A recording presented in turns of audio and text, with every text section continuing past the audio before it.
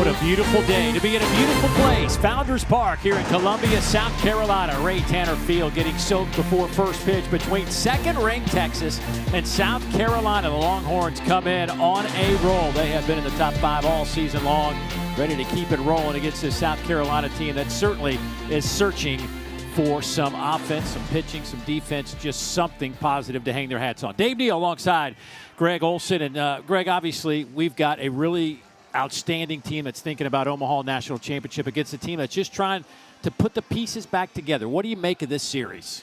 You know, I'm looking for Texas to try to keep things rolling. They're going to come in here at least looking for 2 wins, maybe 3. Their offense has been dynamic. Their starting pitching's been unbelievable, led by this guy throwing tonight, Riojas.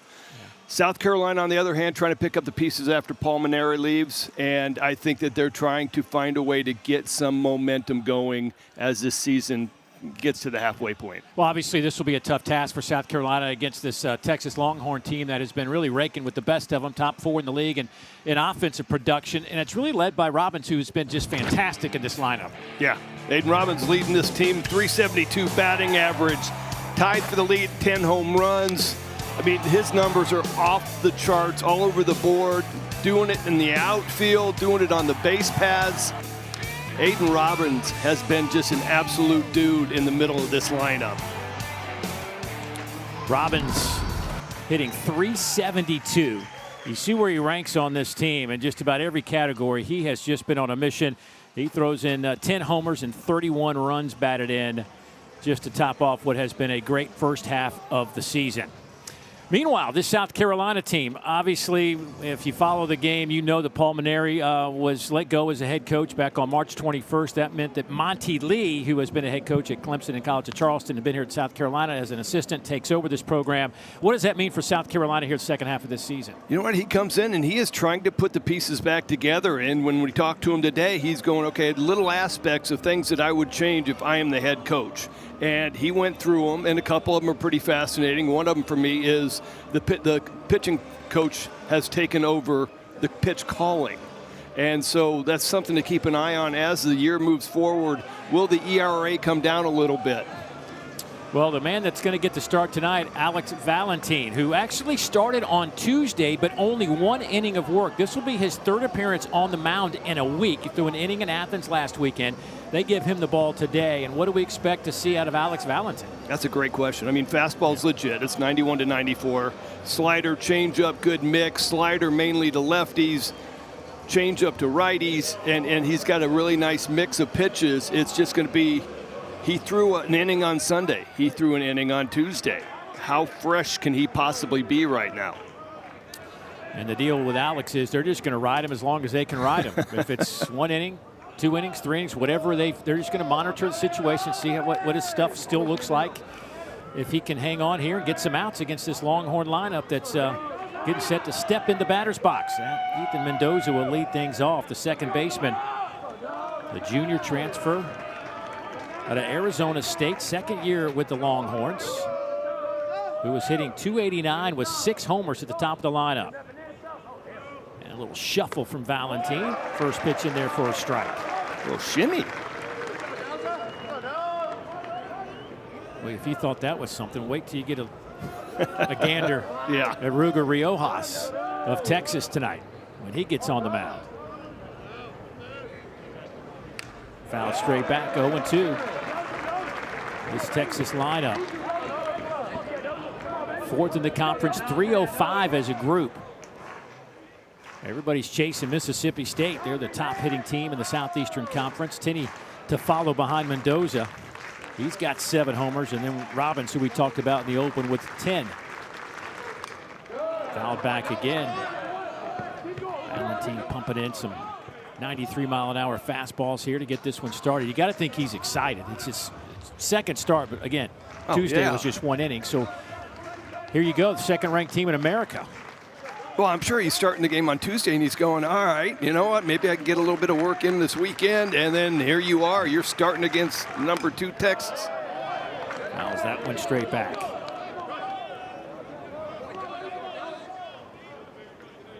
Monty Lee didn't really want to mess with his top 2 arms. He wanted to keep him in the Friday-Saturday slot this week since This is a Thursday, Friday, Saturday series, obviously. They wanted to keep them on their schedule. Gunther and Amp Phillips. Good start for Valentin. Gets the strikeout for out number 1.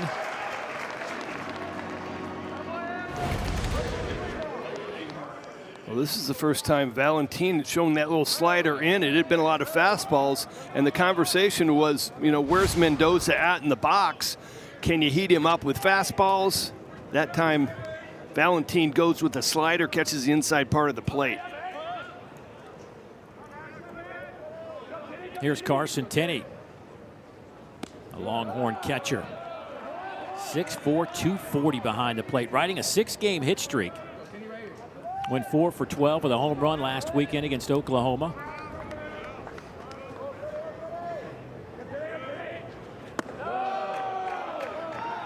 That one misses. 2-0 the count.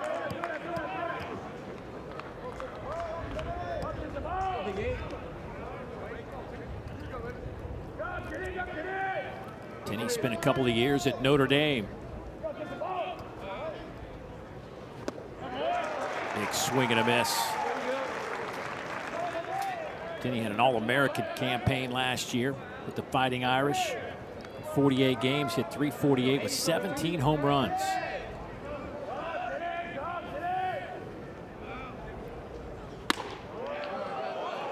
Fastball just misses inside.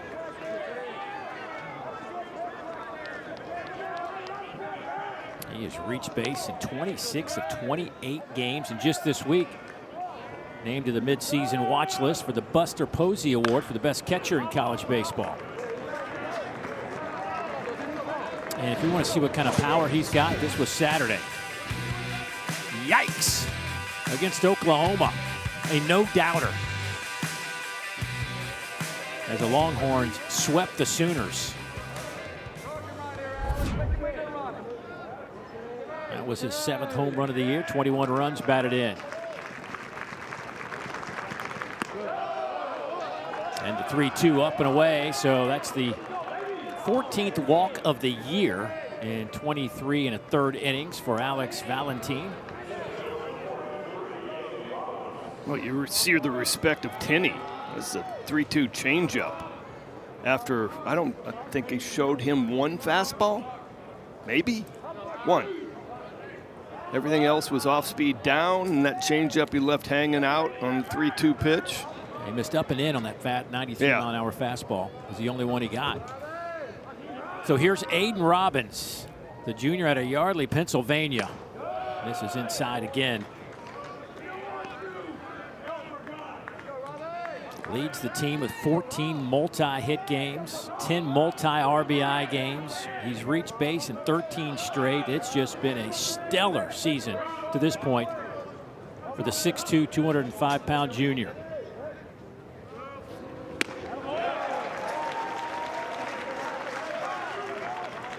Well, they've taken some big hacks at his off-speed step, Yeah, but nice changeup. Yeah.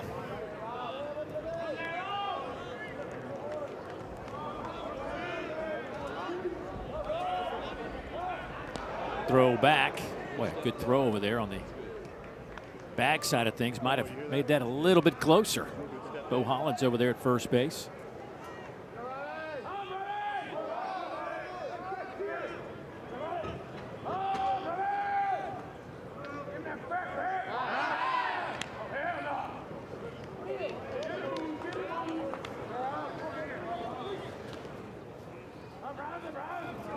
Tenney, not much of a threat to run, 2 stolen bases in 3 attempts.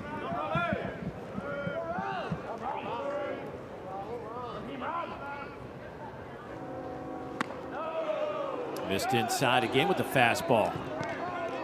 Having a tough time locating that. We know he's trying to peck on the inside part of that plate, but just can't hit his spot. Well, yeah, but you're taught so much that you don't want to miss the other way. Yeah. So if I'm going to miss, I'm going to miss in.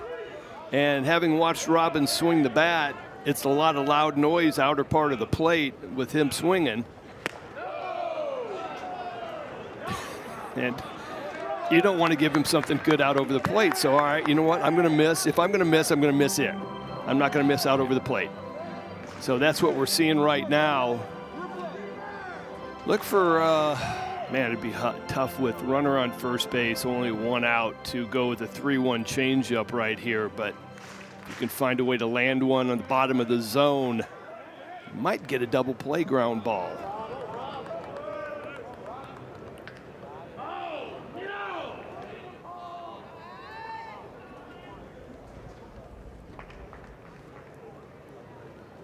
Having some pitch comm issues. Valentine says he can hear now. He's got a little speaker in his hat. Meanwhile, Talmadge Lecroy behind the plate, he's got the earpiece in. Sharply hit. And the difference, the reason they do that is first baseman, you'll see teams, by the way, in pitch comm, they have 14 earpieces, speakers that you can hand out to your players. However you want to disperse them. Guys on the bench, out in the field, however, you get 14. The reason you'll see first base and catcher with the earpiece is because the speakers you can actually hear if you're standing close enough. So obviously with Valentine, nobody can hear it, but at the plate and first base, that's why you see those guys with the earpieces on, just so that the runner or the batter can't hear the communication. I learned that last week. That's why you're the best, Dave. Yeah. Little tidbit for you.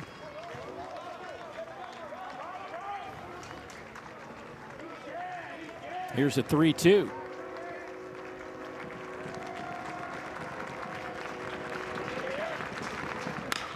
Chopper, can they turn it? Parker over to first, safe. Robbins beats it out. A long way to go on a high chopper, but they made it close. But that'll be the second out of the inning on the force out at second. Well, the intent was not to throw 3 straight fastballs way inside, but it was enough to show Robbins, hey, we're going to work you in, we're going to work you in. Throws him a changeup on the 3-1, gets a foul ball, and then that changeup right there gets a perfect ground ball, but it was just chopped into the ground. Nice effort by Parker to try to get it to second base in time, but Robbins runs too well. So Anthony Pack Jr. now steps in, the left-handed bat, the freshman out of Lakewood, California.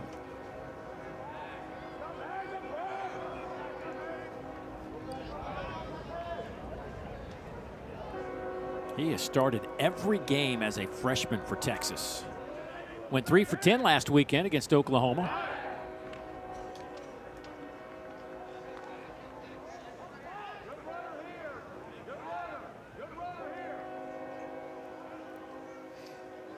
He probably thought the college baseball was really easy. His first collegiate game went 3 for 3 with a double, a walk, 2 RBIs on opening day. He's like, this is all?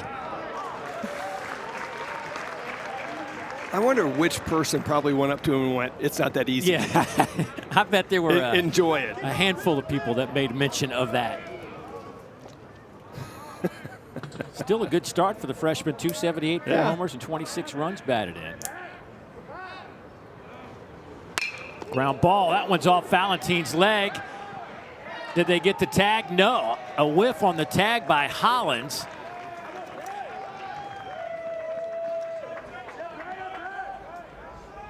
Couldn't tell where that hit on Valentine. Calf, lower leg. Pack does really well, lefty-lefty matchup. Looked like a slider away.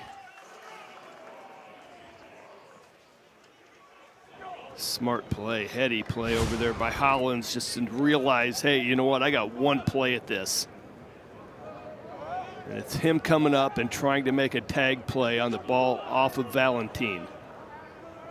So 2 out and 2 on now. You mentioned Pack hitting left-handers pretty well. He does. 273 on the year. He's 281 against right-handers. Pretty good for a freshman to stand in there. Yeah, I mean, to have those splits. Yeah. Especially against some of the left-handed guys that he's already seen. Marciano with Auburn. Casey Borber, the third baseman. Count even at 1-1.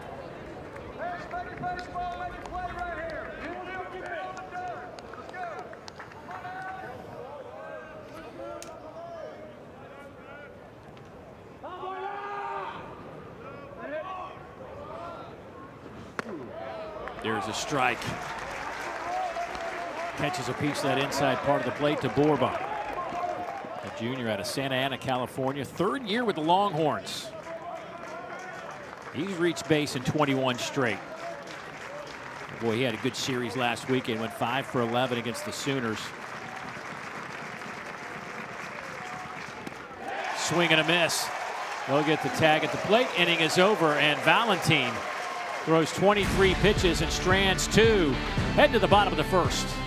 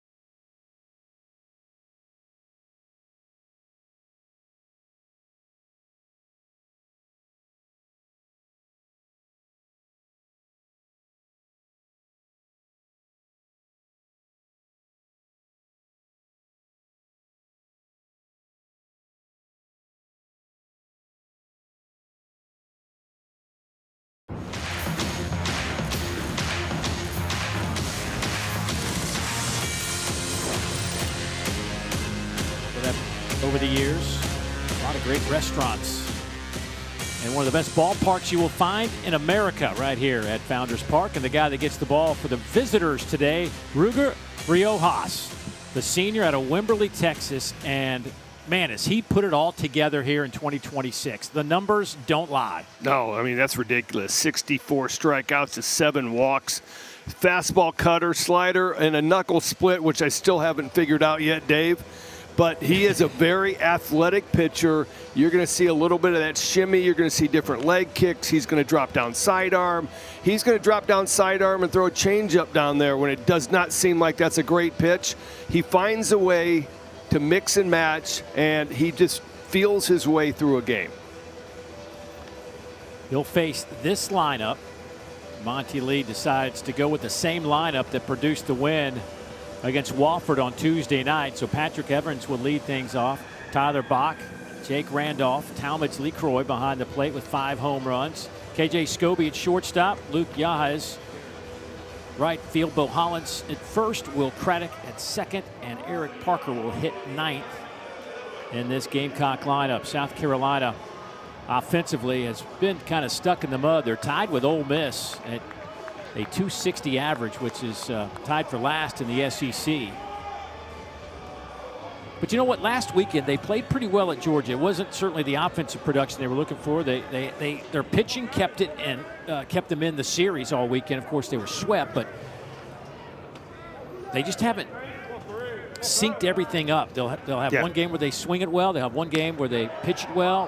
One game where maybe the defense lets them down. It just hasn't. It's been difficult. Yes, difficult is a good word.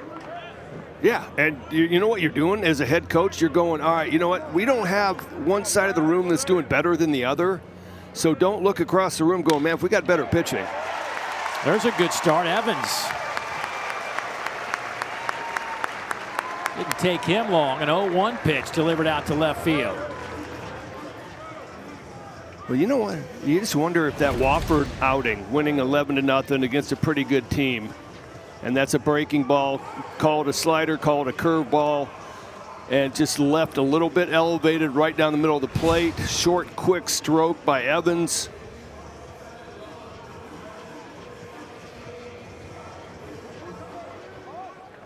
And here's the 2-hole hitter, Tyler Bach.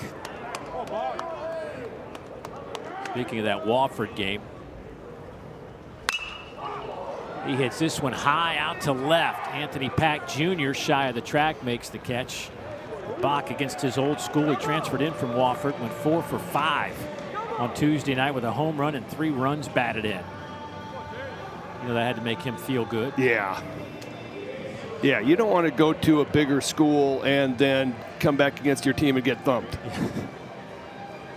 And he was a big part of the reason they were able to win that one going away.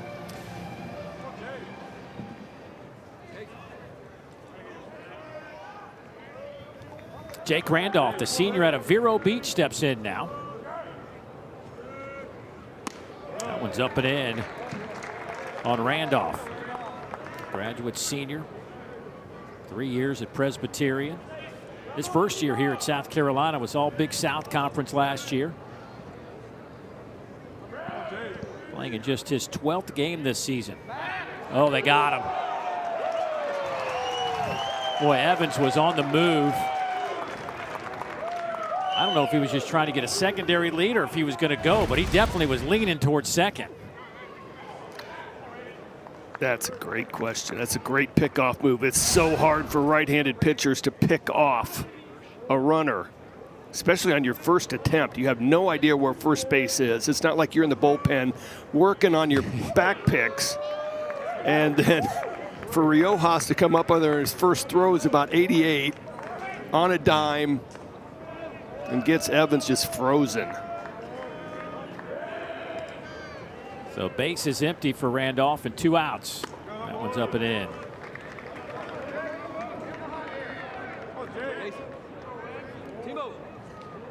Jake playing in just his 12th game. 3 of 11 versus Georgia last weekend. 2 for 4 on Sunday. Another one. That one's gloved. Snagged in the air from Timo Becerra.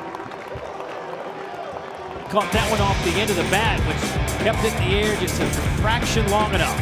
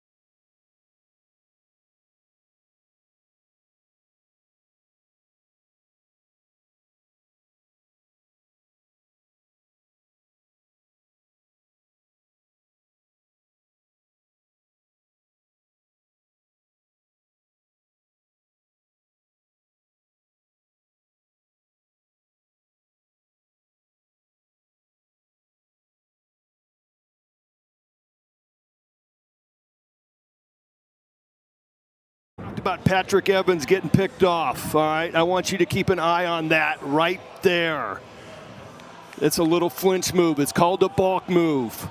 And you can see right there, as a base runner, you are watching one of 2 legs, and it's usually the left leg. If the left leg picks up, then he's going into a leg kick. If the right, you understand what I'm saying? If the left leg picks up, then he is going to be in a leg kick, and he's going home. So that got Patrick Evans. It's a very cagey move, and it was a very good move. They got to be in sequence, in tandem, left leg, right leg. But by the letter of the law, that's a balk. It's a balk. Yeah. Well, it's defined as the balk move. It's not a balk move. It's defined as the balk move. Right. I was watching Evans' face going back to the dugout, and he's like, "That's not right. Are you guys going to call anything?" And nothing. Here's Becerra. He'll look at a strike. It's 1-2. The senior out of Clovis, California. Another graduate senior. Came over from Stanford. 4 years there. One of those years was a redshirt season. First year here with Texas. And he makes a nice play, and he's leading off the inning. Played shortstop at Stanford, so, you know, not a huge gap for him to step back over there. Ground ball out to short. Picked up nicely by Scobie, and the throw is in time. 1 out.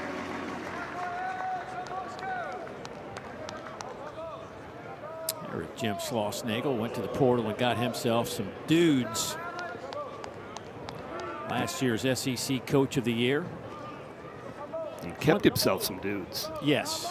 I mean, it's a great mix, without a doubt. Yeah. Some teams go a complete overhaul. Others just pick and choose their spots. Well, when you got the 3 guys they got in the rotation all coming back, then you're going, all right, you know what? All I can do is just add to the depth of the pitching staff. They felt like they got a couple of really nice transfer. Well, they're going to say that ball hit Jaden Duplantier.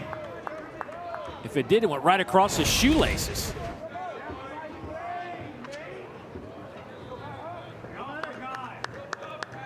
It did. You can see the shoelaces move. They got the shoelace. So Clint Fagan behind home plate heard the tick of a shoelace. That's pretty impressive. First hit batter for Alex Valentine this year.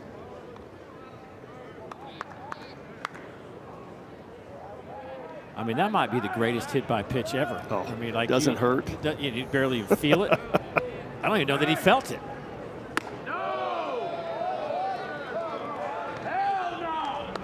It had to have felt something because he right away pointed down at it.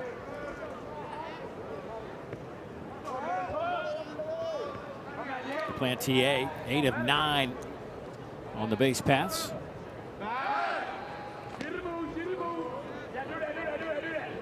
Valentine's just sharing different looks, you know, showing different looks at first base on his pickoff move. So there's just not enough there right now that Texas can go, all right, you know what, we can go first move. He's doing this, he's doing that. He's showing just enough.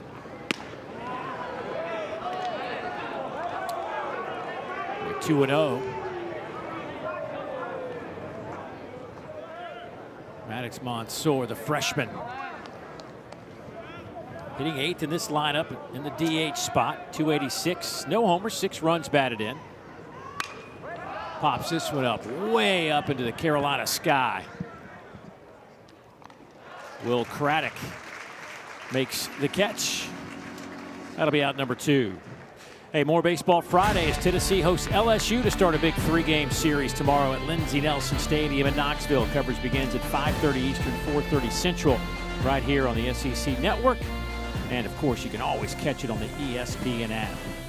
Keep an eye on Jake Brown for LSU. He's having a great season. 11 home runs. Tennessee's new ballpark, I should say renovated ballpark, is magnificent. They did a great job with it. It looks so nice.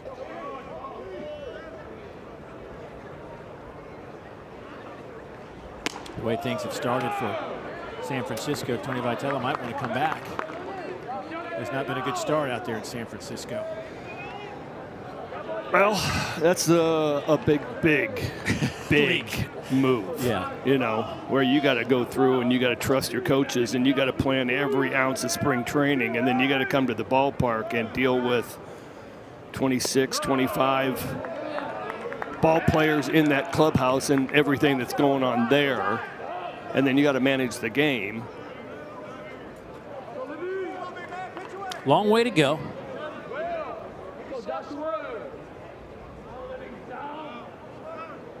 We had this, I didn't have this conversation with you, but it was discussing that, you know, Vitello was the first coach to go straight to MLB from college. And then I said, no, Dick Hauser in '78. But he had professional experience before that, and Vitello didn't. So there was a caveat to the whole conversation. 2-1 on Josh Livingston.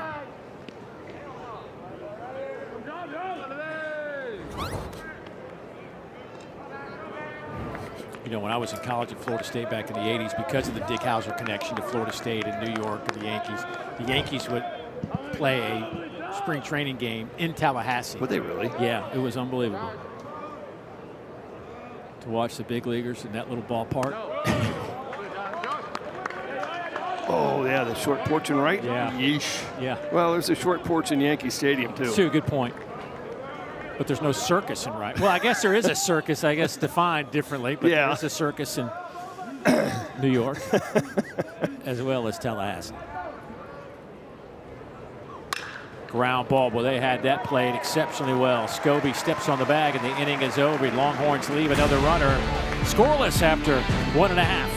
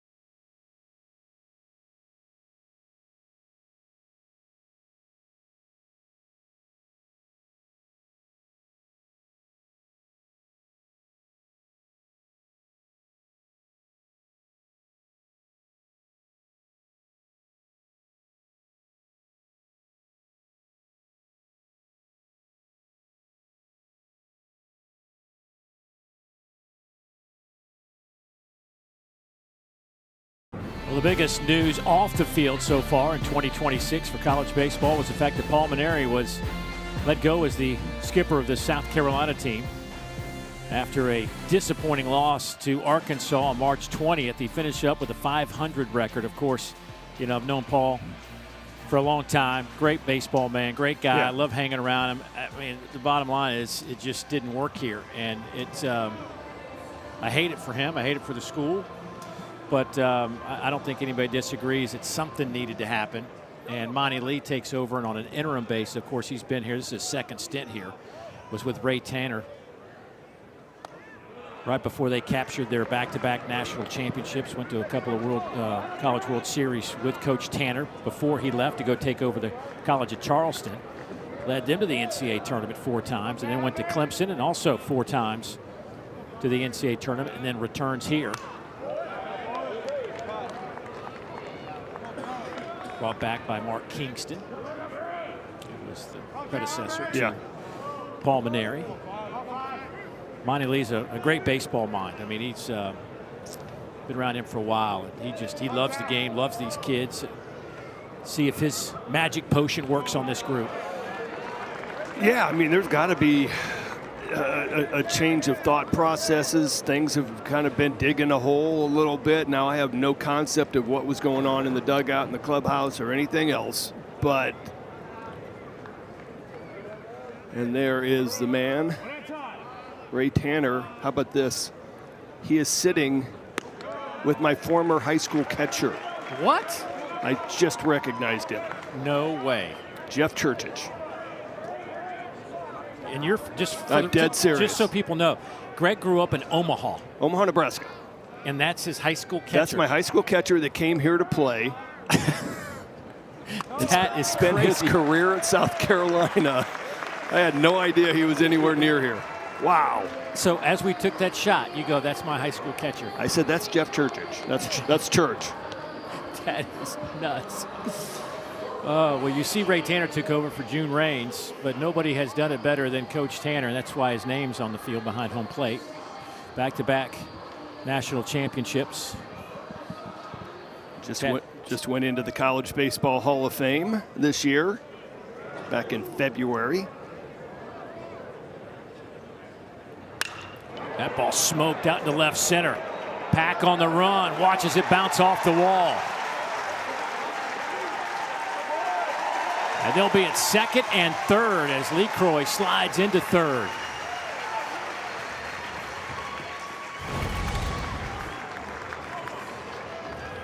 That one's a little bit more of a breaking ball, left elevated.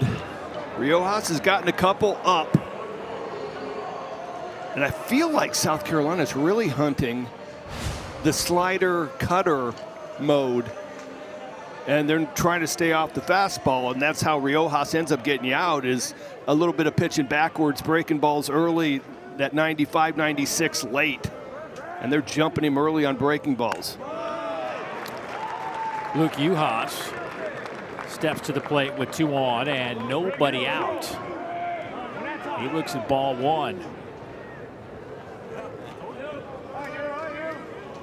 Well, that was something Monty Lee talked to us today in our conversation. He goes, you know, we're really going to go up there hunting pitches a lot more than we had. And, you know, it just, you know, Dave asked the question of, what are you going to do differently? What are you going to try to fix? And it was, we're going to hunt a lot more than we have. And we're also going to, you know, take over the pitch calling.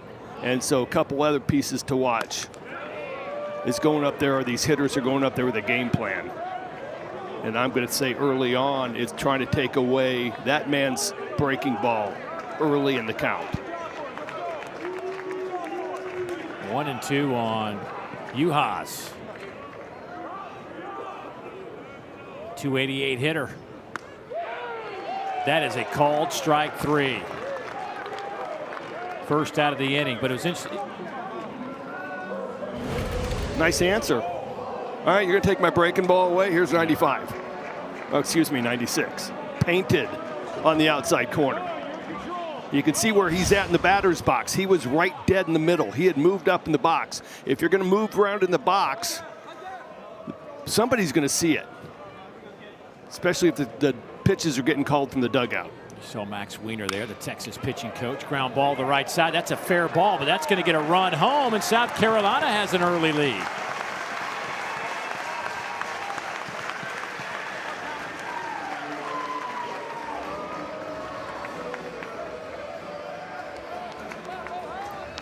That might have been a slider or cutter, and Hollins goes up there hunting something. Infield defense is back. Just a routine ground ball to first base, but he gets the job done, and he comes in to get a bunch of high fives. Yeah, so Bo Hollins picks up his 8th RBI of the year, and that'll take us to Will Craddock, the super talented freshman for the Gamecocks. Lays off that breaking ball.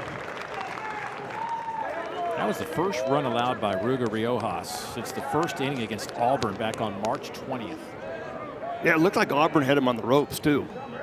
They did have him on the ropes, and he wiggles out of it, and then next thing you know, it's 1-1 in the 7th.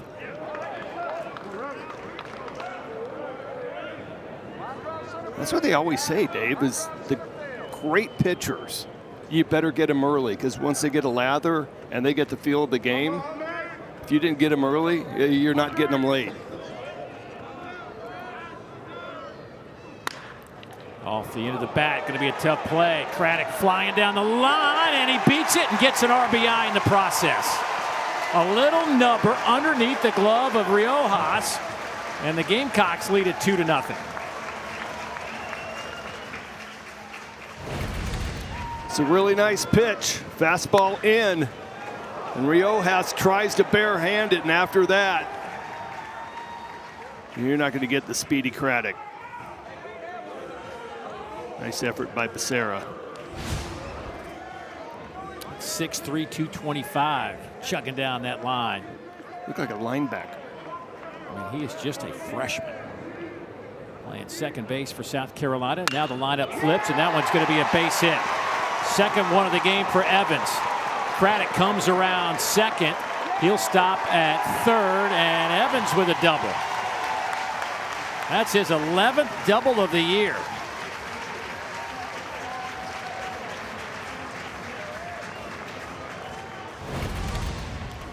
Ambush. Fastball right down Broadway, trying to get ahead. Parker drills it down the left field line. You kind of look at batting average, Dave, you know, as a pitcher, and you're going, all right, I got 2 outs, runner on first. The guy got hit in 176. I'm going to throw some loud gas right in the middle of the plate, and he jumps you.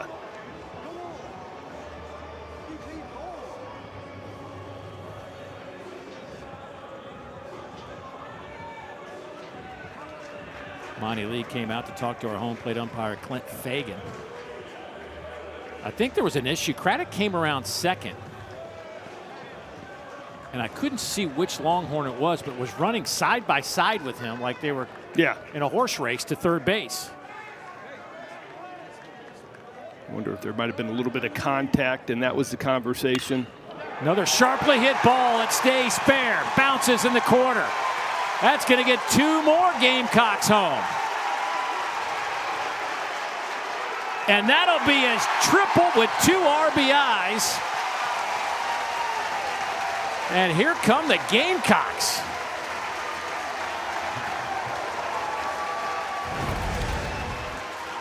Talking about ambush and first pitch breaking ball again. Evans hit a nice breaking ball in the first inning for a base hit. This one's a little bit deeper. He goes down and gets it, hooks it down the left field line, and he is off to the races.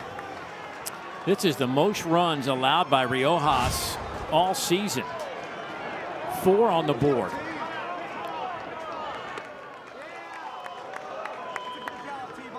So this inning, we've seen a single from LeCroy. We've seen Scobie with a double. Hollins picks up an RBI on a ground ball. Craddock infield single with an RBI. Parker with a double, and now Evans with a triple.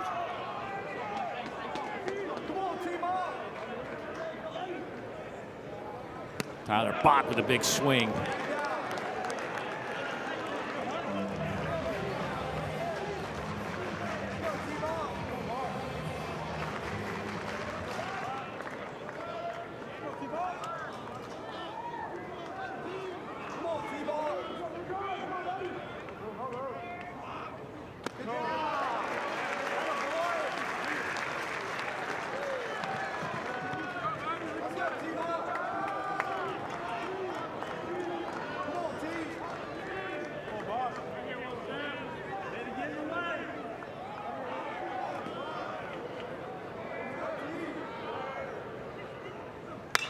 He slaps that one down the line and left. Boy, Anthony Pack Jr. getting a workout in left field.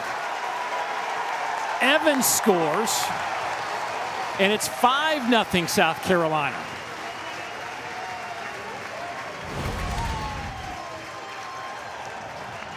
Another breaking ball is just a great piece of hitting.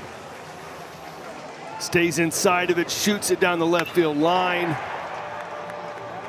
Man, Riojas had a chance to get out of this with just 1.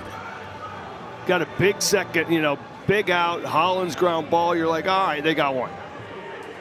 4 later.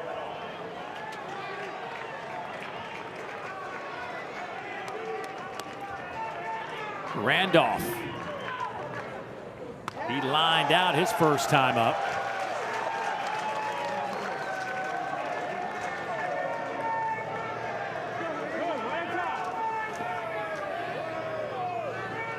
Randolph at .312, 4 homers on the year.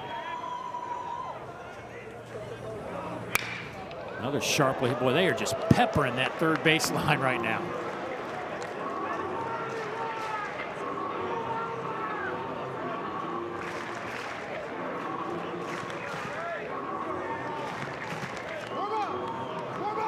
Wow. 6 hits, 5 earned runs. This is a guy that went 7 scoreless versus Oklahoma, 8 strikeouts.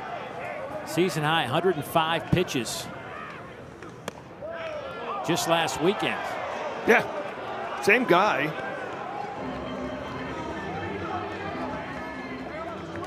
I mean, his pitches are out over the plate, but it really feels like South Carolina is hunting the off-speed pitches. And they are getting good ones to hit, and they are not missing them. That one's off the plate. 96 miles an hour. Max Grubbs already getting loose for Texas.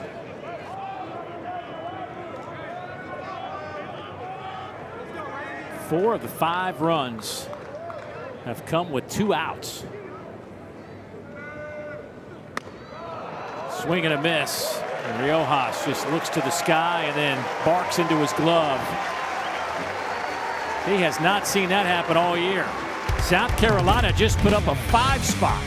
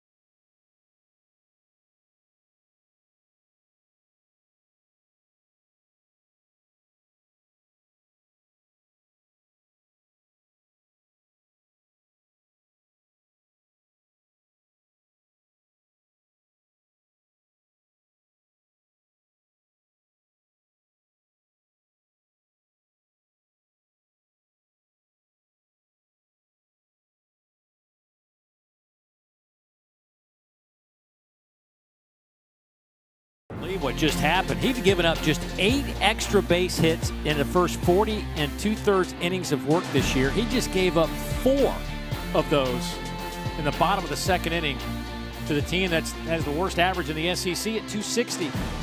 Well, doesn't matter. This is SEC baseball, and you got to be ready for anything any given night.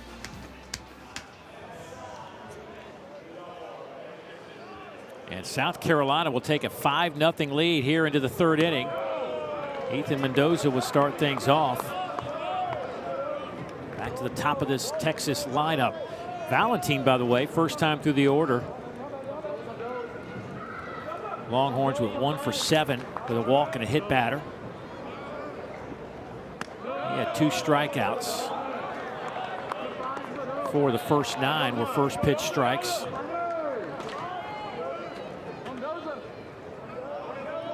Max Wiener to the left of Riojas, who's just saying, my stuff felt good. Well, that's what they're talking about. You know, with those breaking balls bad, or you feel like they're a little spin short. You know, just having a conversation about what you're seeing. And that you could see the look on his face is just kind of like shell shock. Yeah. Going, I don't know. Everything feels fine, looks fine.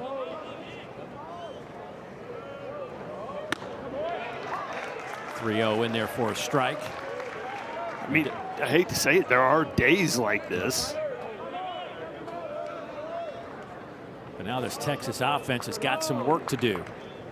See how they handle Valentine the 2nd time through. Ground ball, had him played well. Craddock comes up, makes the throw. That'll be 1 down.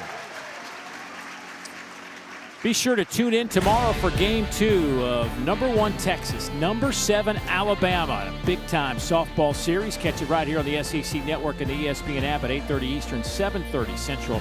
Game 1 is at 6 Eastern tonight. Texas 8-0 on the road this season. First time those 2 teams will meet as members of the SEC. Same thing here with South Carolina and Texas. First time they are meeting as conference foes. Yeah, that was a fun little tidbit in there, wasn't it? Texas is 7-2, and 2 of those wins for national championships were in Omaha to win the national championship, 75 and 02. 2 storied programs for sure. Yeah.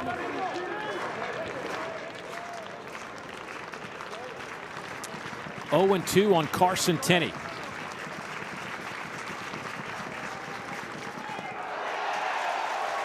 Well, that had some dive to it, and that'll be out number 2.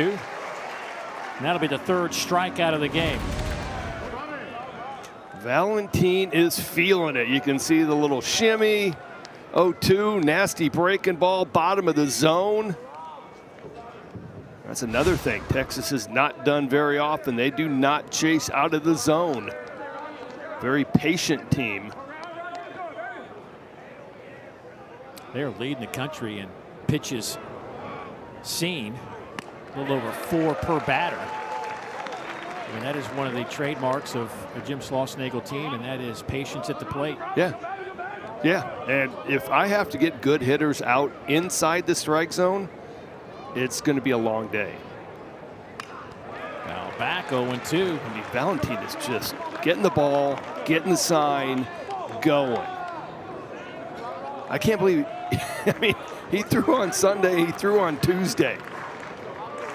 And now look at him, he's just picking up some adrenaline and some life. Misses down with that one. They had him start on Tuesday night in preparation for this, was their thought. They wanted him to go through the starter mentality, the starter preparation, all that stuff, so that when he got to the ballpark today, he would feel comfortable in that role. I mean, it's smart. It's really smart. He was only going to throw that 1 inning on Tuesday. It was all about the prep beforehand. Well, and it's all about waking up, too, with the butterflies. If you've been in the bullpen, you know, your butterflies come quickly and then they leave quickly when you get called in. But as a starter, the times I did it in the minor leagues, it was like I had butterflies all day. Did he go? No swing, says Matthew Wilbanks.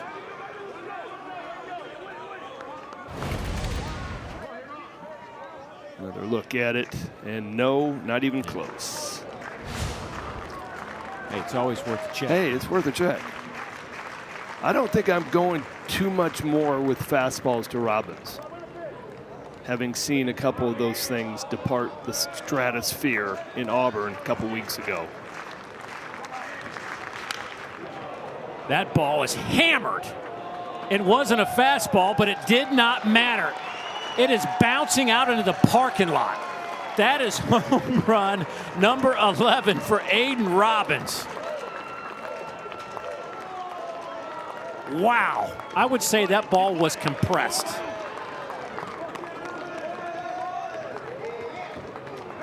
Did you see where that landed? That's out by my car. All right, so I'm talking about he is on time on the fastball. All right, so now I got to move to something different.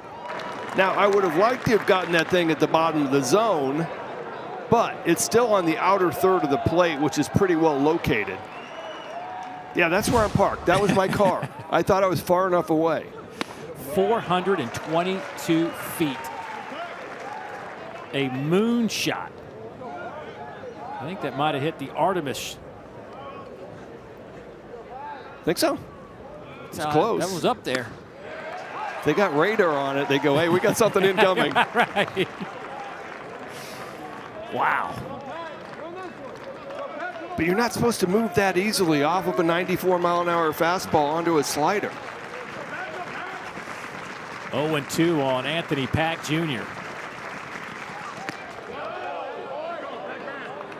That was just the second home run allowed. Valentin is stretching a hamstring. Looked like it grabbed him right after he threw that. Stretched it a couple times, something to keep an eye on.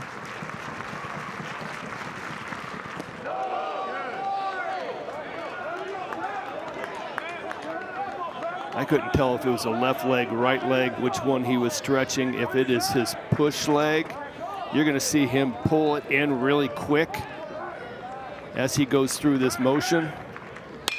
Sharply hit. That's a base knock with 2 outs for Pack.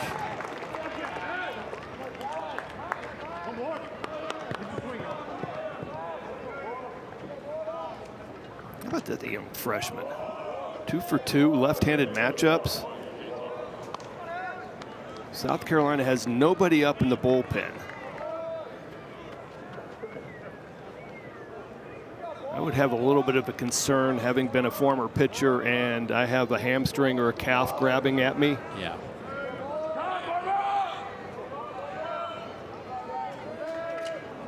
It's Pack's 8th multi-hit game for the freshman. Casey Borba now.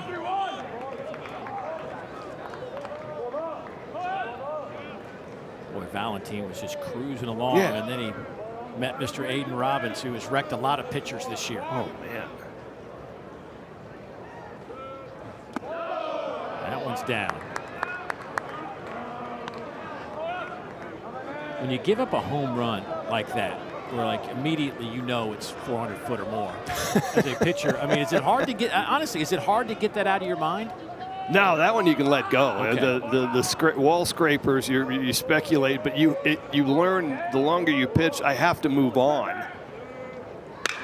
Sharply hit, and that's a base knock. I have to move on. I can't stay with it. I got 2 outs. I got a chance to get out of this inning. Okay, yeah, you took me deep.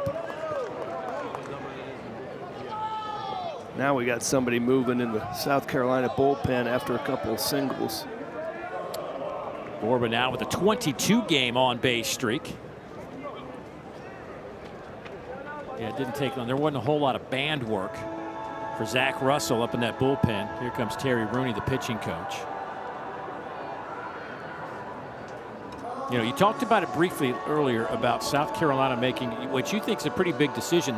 They let Talmadge LeCroy, their catcher, who's been around a long time, 5th-year senior, call the games. Yeah. And under Paul Maneri, but they wanted to bring that back in-house. They felt like take something off the plate of LeCroy, let him just worry about some other things.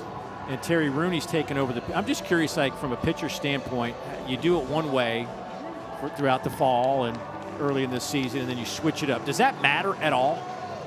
I don't know, exactly. I mean, it's not like Valentin's out there calling the pitches. Yeah. Okay, so he's getting them from LeCroy. Now he's just getting them from a different voice. And so you're trusting whoever. I'm going to trust you as long as you're leading me in a good direction. As soon as things start going awry, it's the wrong pitch, or I'm not committed to what you're calling, then we're going to have a problem. But it's not like Valentin's out there calling his own game and you took it away from me. But I just want to see, how it works out. And so far, Valentin's been dealing other than the moonshot. Now he's ahead 0-2. Timo Becerra at the plate.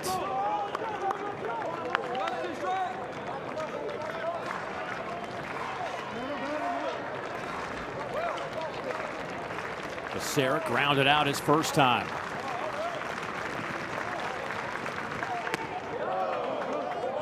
He's been sitting 92, 93. Yeah.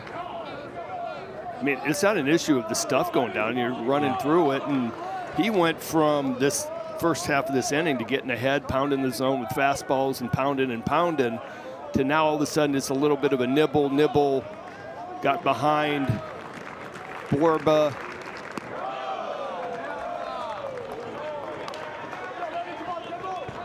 But I mean, he's at 64 pitches. He threw an inning 2 days ago. I'm going, all right, you know what? You're probably, and Monty Lee's out there going, just get me one more guy out, and you're done. Nice job. Just off the plate. LeCroy tried to frame that. Clint Fagan wasn't having any of it.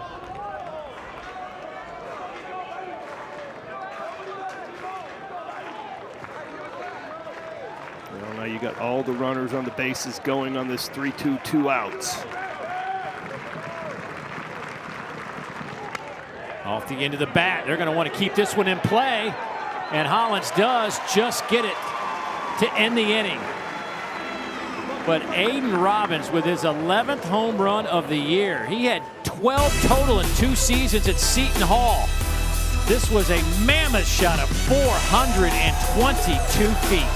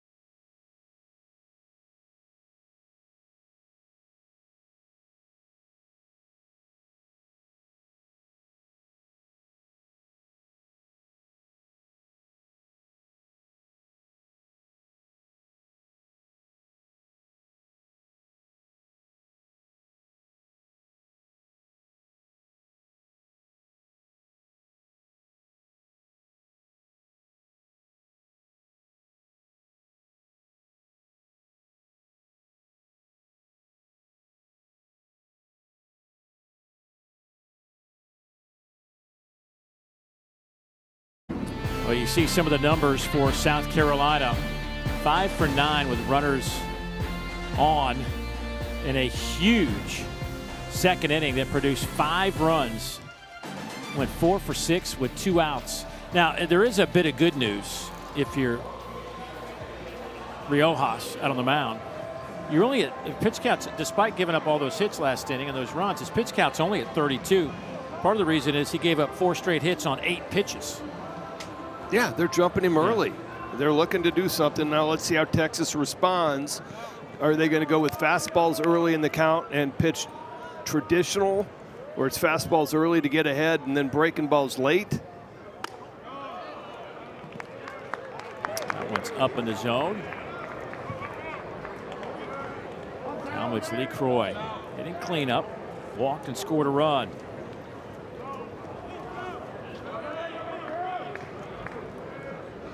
He was just named to the Buster Posey Award midseason watch list as well.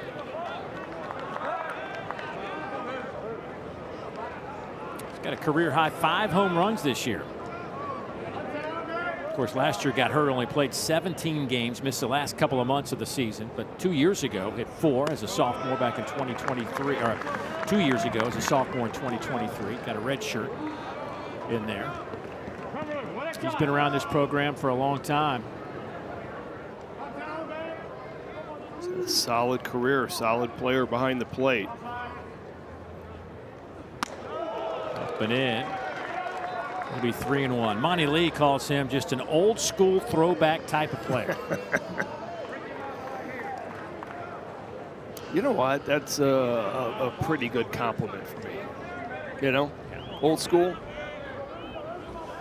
Comes to the park, ready to work every day. Good ABs.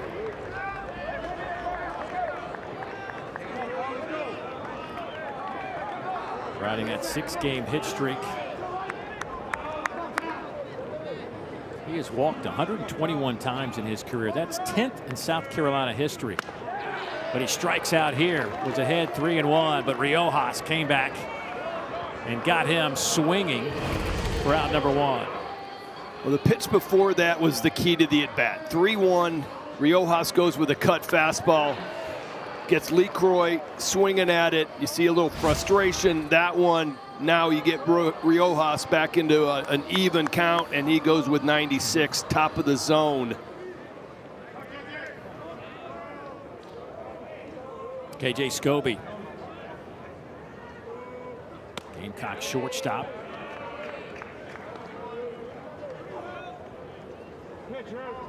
Got a ton of work last year. Started 56 games. Led the team in that department. Playing third base. Moves over to shortstop this year. Hammers that one. And that one gets underneath the glove of Pack. It bounces up against the wall. Scobie with back-to-back doubles.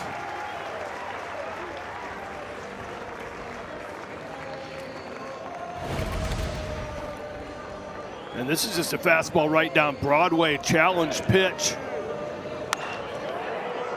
And that's the thing, right now, South Carolina has not missed one thing that they've swung at.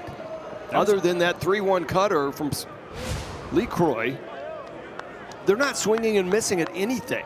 That was 101 off the bat.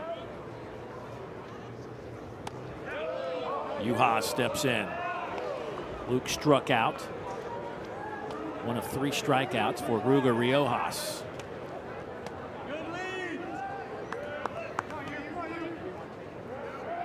One down in the inning. That one's off the end of the bat, just sits in that left-handed batter's box.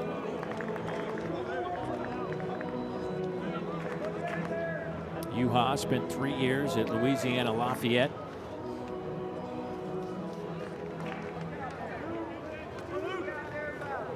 Had a good year last year. 320 with 6 homers. Swing and a miss there. Another strikeout.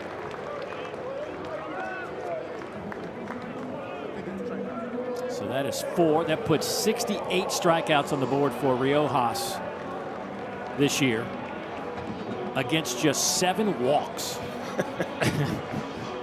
Yeah, if you told me they had a 2-out rally and scored, in essence, 4 runs with 2 outs, I would have said there had to be a walk in there. Somebody had to move, get a free 90. Bo Hollins. Time is called at the plate. No, that's the second pitch clock violation. So that'll be a ball, as Riojas did not see the clock hit 0. Well, he was looking at second base. It's right over the left corner of the center field. Right, yeah. He had a long look out there. I was watching the pitch clock myself going, this is getting tight.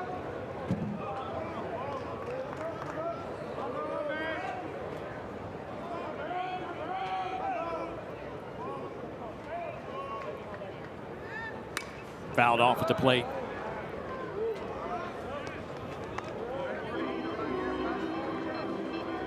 There's one above the press box here as well. Batter's got to be in there, eyes up, ready to go with 8 seconds. That's alert and ready. Yep.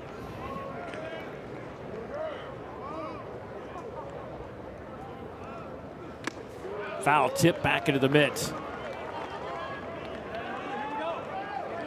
Boy, watching Hollins take some BP today before the game. I mean, he's got some juice in the bat. It just has not come together for him this year yet. Just 225. Picked up an RBI his last time up. Fouls that one straight back. He had 6 home runs last year. Probably had a good pitching coach growing up. Or hitting coach, excuse me. Yeah, hitting coach. Yeah, his dad played a little ball, was pretty good at it. Dave Hollins, 12 years in the bigs. Yep. He could rake.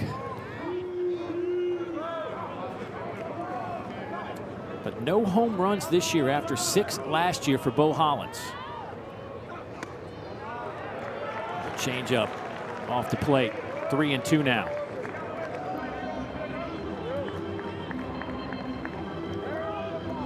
Riojas has an open base, so it does not necessarily mean that Hollins is going to get a fastball. And he draws the walk. Nice at bat by Hollins. Be first and second now for the Gamecocks.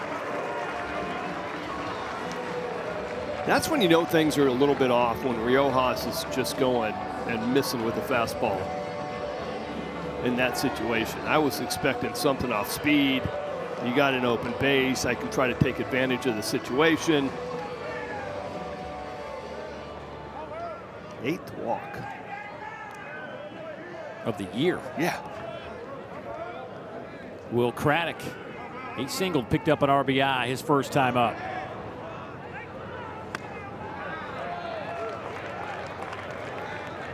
Again, Riojas falling behind.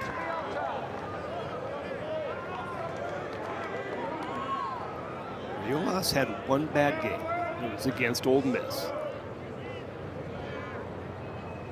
And Schloss said that he really got sped up. And that was the key to it, that he really got sped up. And then after that, he runs through Auburn, runs through Oklahoma those last 2 weeks. And I'm watching him right now. He is working really fast. Now, you can work fast, but if your mind is working fast, I call it getting caught up in the game, then things generally aren't well thought out. You're not, your focus isn't completely locked in. You're just trying to make this next pitch. I'm trying to get out of this inning, and you're trying to do it quickly. Little blooper, is that going to get in? Yes. Mendoza can't catch up to it, and that'll be an RBI single for Will Craddock, his second RBI today, and it's 6-1 South Carolina. Exit velocity of 64. Wow. Fastball in. And in that spot, Mendoza, look where Mendoza's at. He is shading the runner. His focus is shading the runner. If he's playing a normal depth of second base, he probably drops steps about 5 steps, and it's just a routine pop-up. That ball traveled all of 177 feet. That's like your Elway, 64 exit velocity.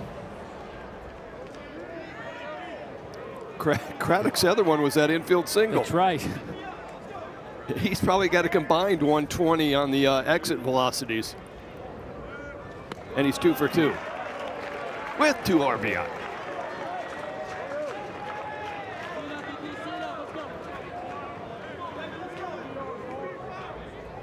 Hollins over at third for Eric Parker. Parker doubled and scored. A 9-hole hitter. Part of that onslaught down the left field line last inning. There was, let's see, 3 doubles and a triple hit down the left field line last inning.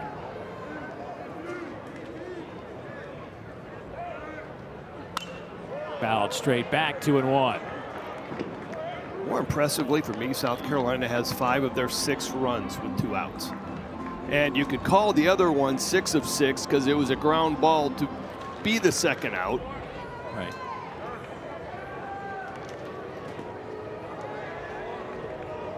Ball in the field, play. Right field. There's a ball down the right field line. Asking Jaden Duplantier to go down there and help the little kids out. Hey, if you can't keep the ball off the field, we're going to have to take the ball away. I've heard that a time or two in my life. Yeah, but I mean, what's the fun of me rolling ball down the hill? I want to throw it at right, you. Exactly. I didn't come here to roll it down the hill. There you go. Yes. Parker off the fist. Basara over to first, and he's on the bag. They're going to say the toe was on the bag. The crowd here thought Livingston might have been dragged off the base by the throw. And let's see what Monty Lee wants to do. I think he keep the foot down. He had first base coach who had the international sign for review this. South Carolina is challenging the out at first base. This play is under video review.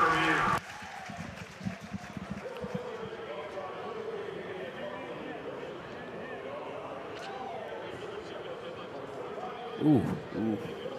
Now, one of the things that we don't have the luxury of having immediately right now is this Hawkeye view, which is the super high definition, crazy, clear, close look thing that hopefully we'll be able to see in a moment. After video review, the runner is out. South Carolina has 1 challenge remaining.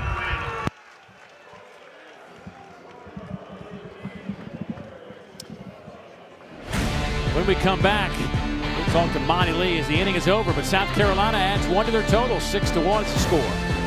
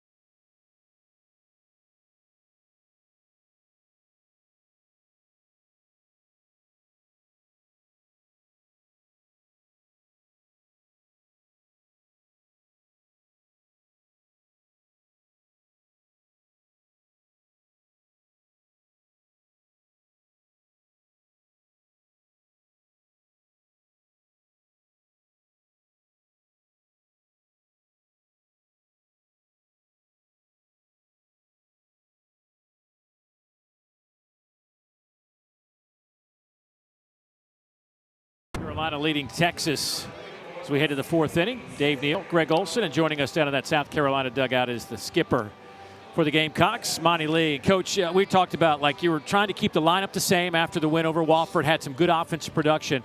Looks like the carryover has been quite successful. I know a long way to go, but what are you seeing offensively from your guys? Just that offense is contagious. You know, we knew we were going to have to attack their starter because he literally doesn't walk anybody. So we were just being super aggressive.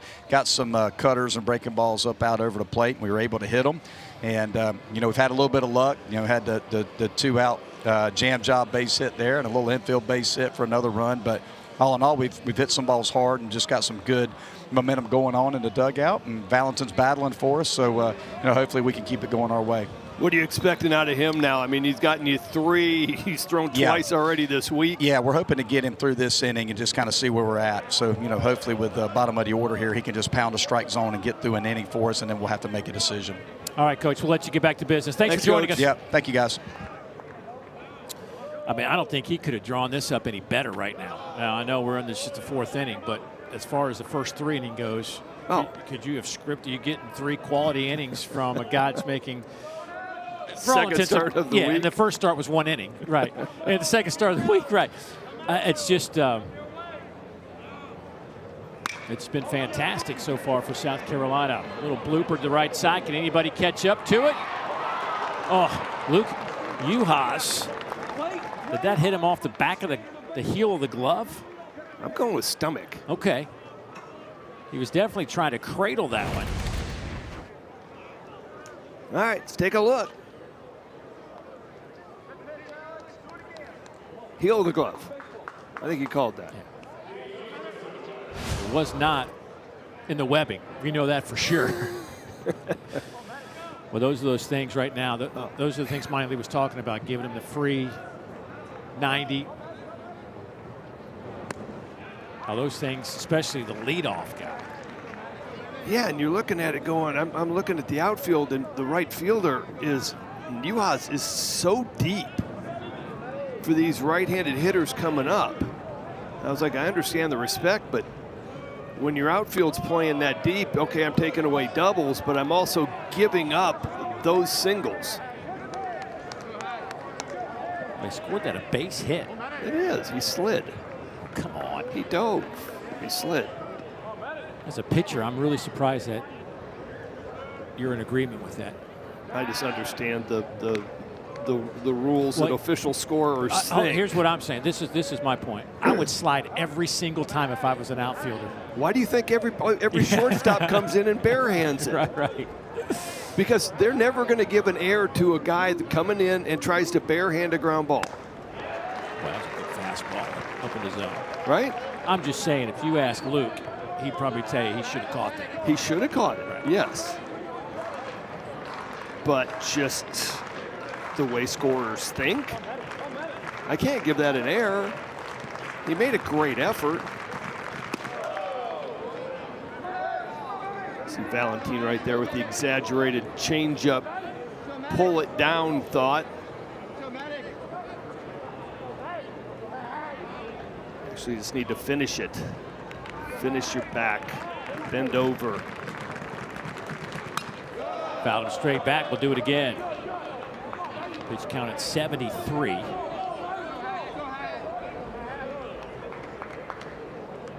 Mansour popped up to second base his first time up.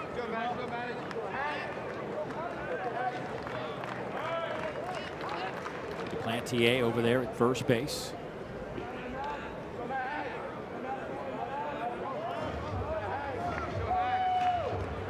There's still an 8 bases in 9 attempts. The 2-2 to Mansour. Again, fouls it straight back. I'll tell you what, and that fastball's got a little bit of carry to it, got a little bit of late rise, because they are not catching up to it. They're good foul ball straight back.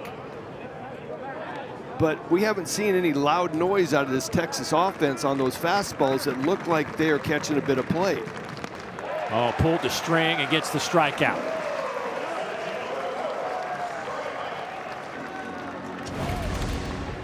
Just a great changeup, and what I was talking about, you can see the finish of how he got over the leg, got a bent waist. That changeup ends up down. Nice induced vertical break.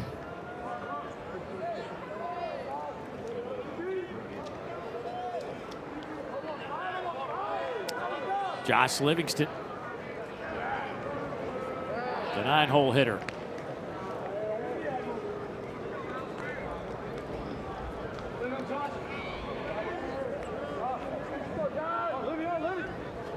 Livingston usually in there to face right-handed pitching. Gets a start over at first base, trying to fill in the spots for A-Rod.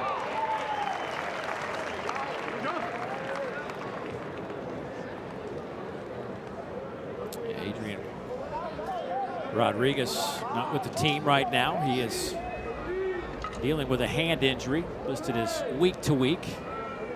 Their shortstop had a procedure done on Monday. Had some pain from off-season surgery, and he was playing through pain. It was almost tough to watch sometimes when he would swing and miss, and the pain he was in. And finally decided they'd go back in there and clean it up, and should be fine. But it's going to be a while for all that to heal. Get it done now before you start heading to the postseason, right? Well, he wasn't even close to himself. You know, usually he's got power at all fields. Now he had no pop at all. Everything hurt. And so now Texas is trying to figure out an infield defense.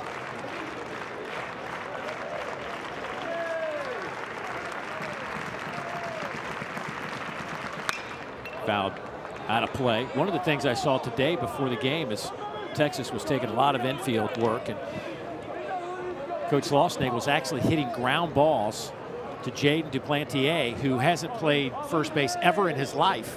He was a middle infielder in high school, and he's an outfielder here. But he was hitting him ground balls. They were working him hard over there, working on technique and stuff at first base. I don't know what that means down the road, but they were definitely peppering him with a ton of ground balls today. Well, they're probably, I mean, we got the lineup at what, 6:15? Yeah, they waited a while to try to, I guess, figure things out after their batting practice. Get in and have a little bit of discussion on who can play first base, who's going to DH.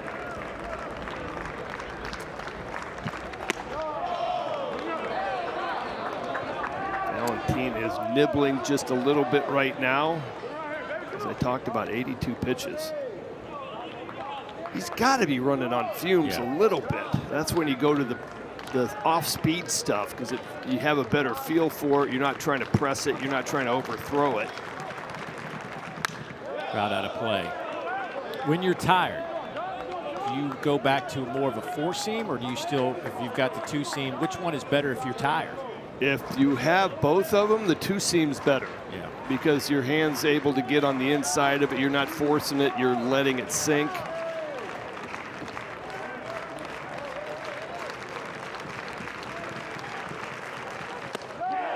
Called strike 3.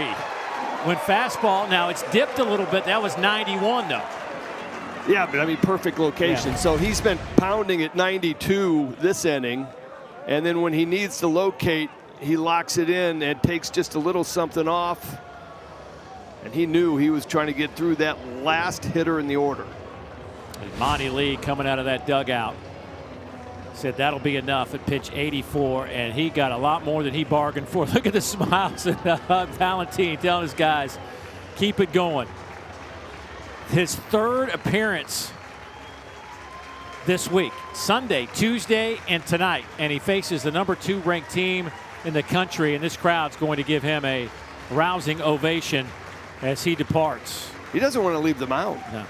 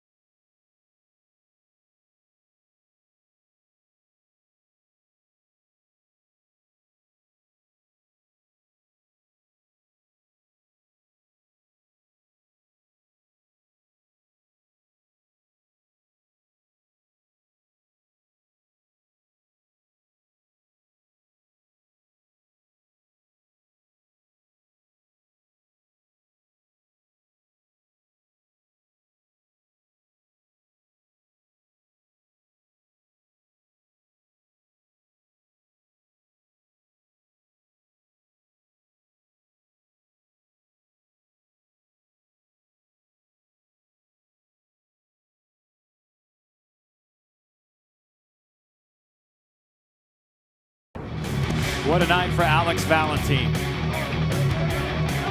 It has been just 3 short days since he was on the mound, and here he is again, and he's facing this lineup, 4th best hitting team in this league, and he had it working. Absolutely dealing. And I mean, I think he just ran out of gas ultimately, but he got these guys through twice around the lineup, did his job. And you see scattered 5 hits. The 1 earned run was that home run, but 5 punch outs, 1 walk, and he did not want to leave that mound.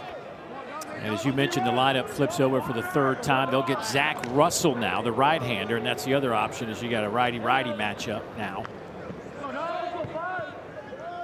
Well, this is a right-handed heavy lineup. There's only a couple lefties in there. Anthony Pack and Livingston are the only 2 lefties. So let's see what Schlossnagel does to flip his lineup just a little bit.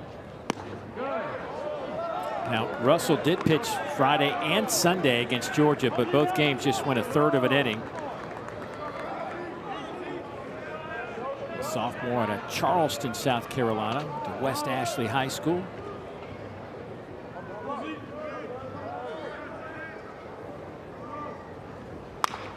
Ground ball to the right side. Hollins gobbles that one up and steps on the bag, and Russell does his job. And the Gamecocks getting off the field. Nothing doing for Texas. South Carolina leads at 6-1. When we come back, we'll talk to that man, Jim Schlossnagel.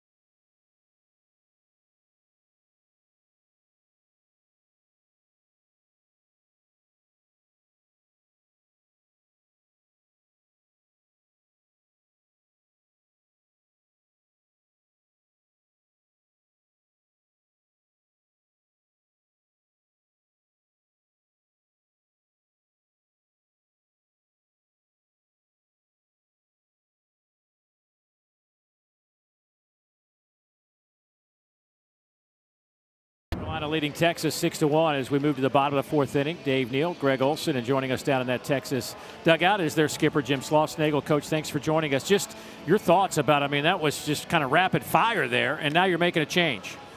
Yeah, I mean, they certainly were all over Ruger, which is, you know, that happens. Did Paul Skeens not get out of the first inning of his first start, I think, this year? So, right. You know, you got to credit South Carolina. They were up there hacking. They were on every pitch, and so hopefully Brody here can you know, give us a chance to catch up. What, I mean, we talked about it a couple weeks ago where against Ole Miss, you felt like Ruger really got sped up. You feel like that was kind of a little bit the same thing?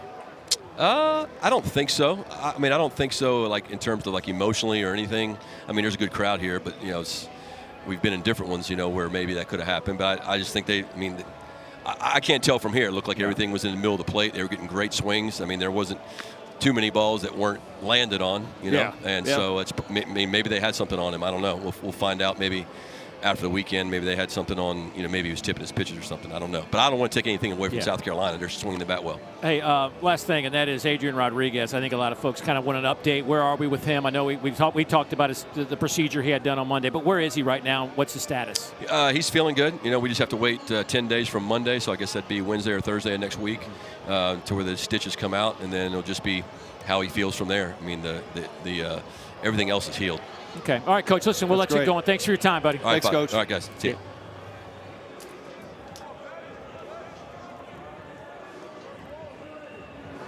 So Brody Walls now comes in. I don't think that anybody had this on their bingo card. Brody Walls will be coming in for Rugo Riojas here in the bottom of the 4th inning. No. Walls has got a fastball, 94, 96, cutter, slider, changeup. Good fastball.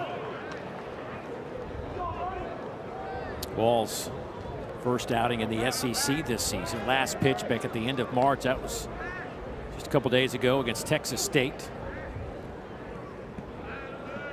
Went one scoreless inning and got the win. First career win. That's a good way Yeah. to. You know what? Those are my favorite wins. Just coming in for an inning, clean up a mess, whatever you need to do. Team flips the script. Right now, he's got to hold serve. Down 6-1. Patrick Evans 2 for 2 today. A single and a triple, 2 RBIs. He scored a run. Been a busy man already.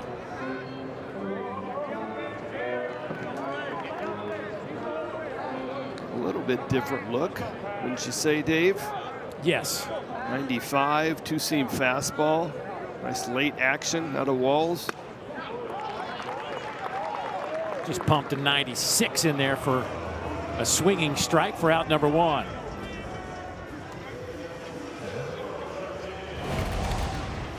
Two-seam fastball right before that. This one's elevated, and at that elevation, it's going to have some run inside, running in on the hands. Nice smooth release, nice mechanics. That one's just off the plate. Tyler Bach, who's 1 for 2 with an RBI double.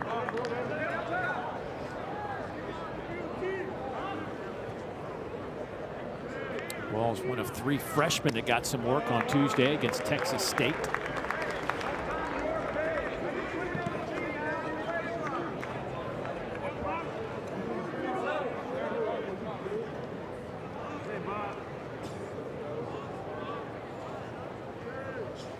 Fouled straight back. Sloss not only went out there and got some key components in the transfer portal, he loaded up a freshman pitching class that could be among the best in the country. Crossland, Cozart, they pitched the other night as well. That one misses. Well, in the way of this SEC world of where you got back-to-back-to-back nights, you know, the offense is going to have to close the gap, and somebody other than those main couple of guys are going to have to keep South Carolina right where they're at.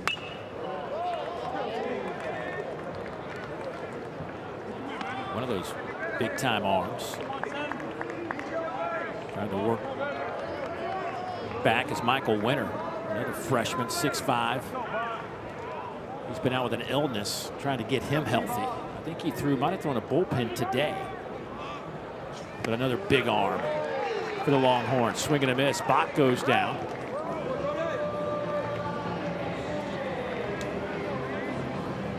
'96 four-seamer, bottom of the zone.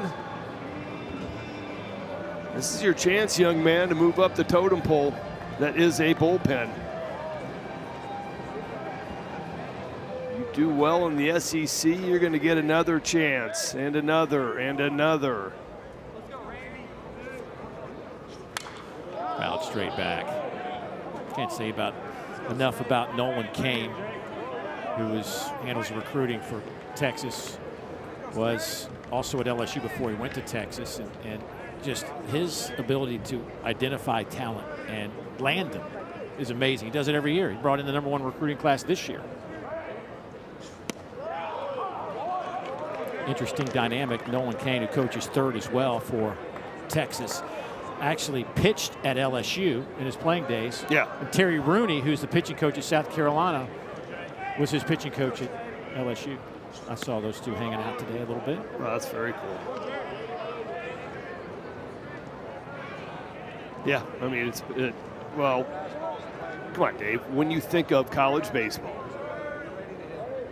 what's the #1 brand?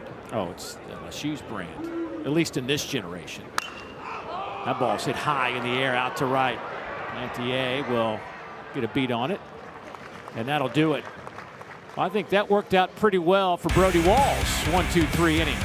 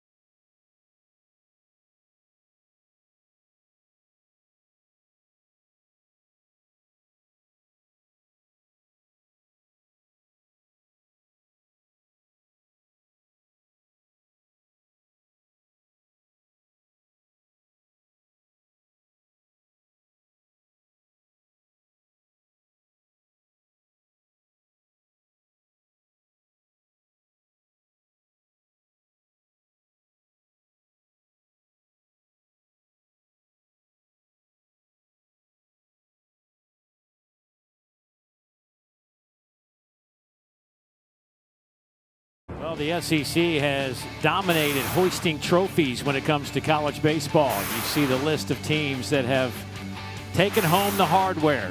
LSU's done it twice in this stretch. Tennessee captured their first one in 2024. And last year, the Tigers able to do it once again. But this Texas program, certainly among the best. You know, you were asking, like, what is the #1 brand in college? But you might say Texas is right there with LSU in this generation. As a kid growing up, for me, USC, Arizona State were programs that I had an eye on. They have not done well. But you go back and you look at some of these other teams. Certainly LSU and Texas continue to make the trend to go to Omaha. Well, I was just thinking, I mean, I grew up in Omaha, so it was Texas.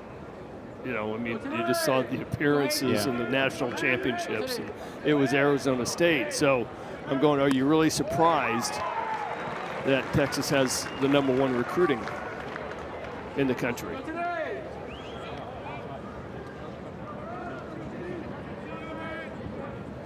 Carson Tenney, 0 for 1 today with a walk. 0-2 on Tenney.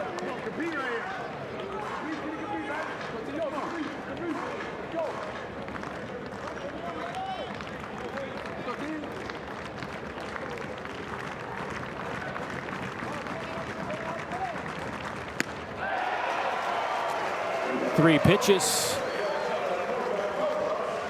Out #1. Zach Russell, nice little wipeout slider. Get a big first out. Man, you're feeling like, all right, Texas's offense has got to come alive. They found a way to do it Tuesday. Came back, you know, pulled out the win. This one is just like the offense has just been quiet, other than this guy.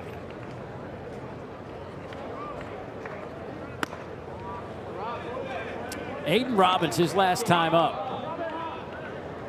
hit a monstrous blast over his bullpen, over the walkway, into the palmettos, and it might have bounced off Greg's car. Well, I think it was my car.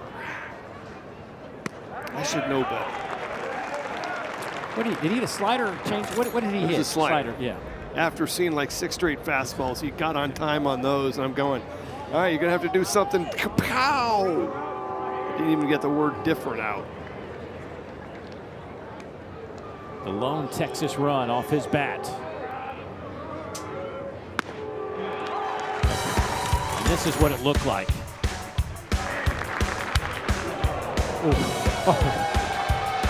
I mean, I appreciate my outfielders going all the way to the wall. Yeah, Because exactly. they certainly didn't need to. That dude in the red back there was the only guy that had a shot at maybe thinking about catching it. Lays off to 1-2. It's even now. Again, 11 home runs now for Robbins. He had a dozen over 2 years at Seton Hall.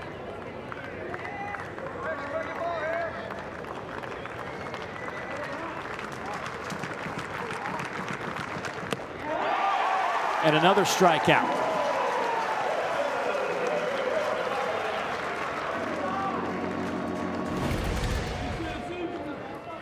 Another Zach Russell slider. He throws a couple, he overthrows them. So they're left elevated, they're not spinning very good. These last 2 punch outs have been on really good, short, tight sliders. Velocity at about 87. Just feels like Texas isn't able to pick up the spin on it.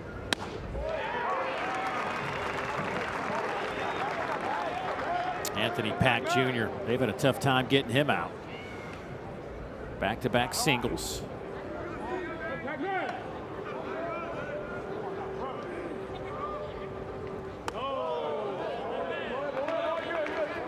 Pack's average up to 293 now with those 2 hits.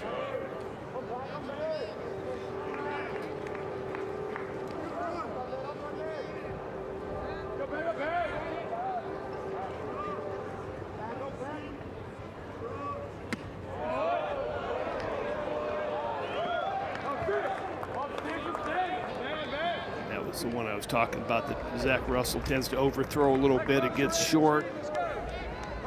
Not a real big break on it. I know he's trying to shoot it backside and gets a backdoor slider.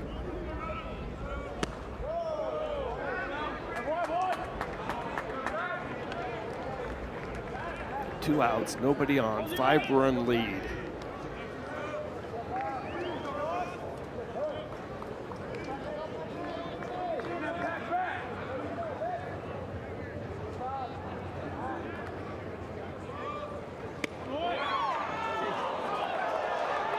The crowd thought that was a strike. I think Talmadge LeCroy also did as he throws the ball up in the air.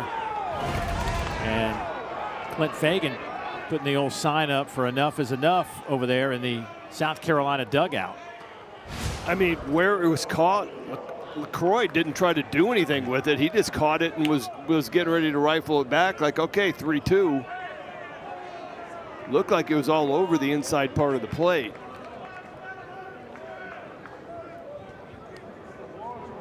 Casey Borber now 1 for 2.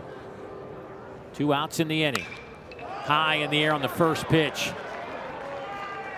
Tyler Bach makes the catch and the inning is over. So the walk does not hurt South Carolina. Longhorns leave another runner. They're down 5 heading to the bottom of the 5th.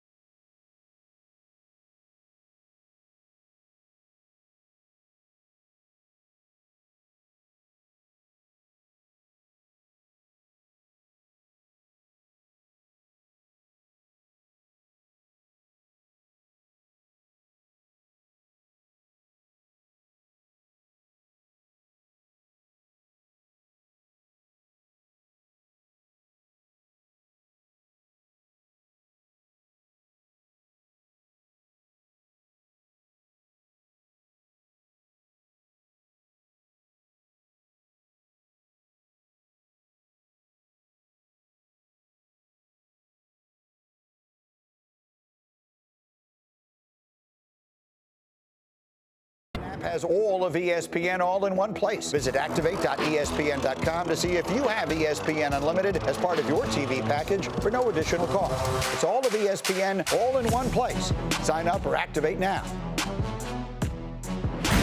Hey, be sure to catch the best of the SEC Equestrian Championship Monday night at 9 Eastern, 8 Central. Tune in for all the top moments as South Carolina defended its title. It's all right here on the SEC Network, and of course you can catch it on the ESPN app. That took place last weekend. Congrats to the Gamecocks. Now the women's basketball team going to try to bring home a championship. Boy, what a Final Four that sets up to be. UConn, UCLA, Texas, and South Carolina, all #1 seeds.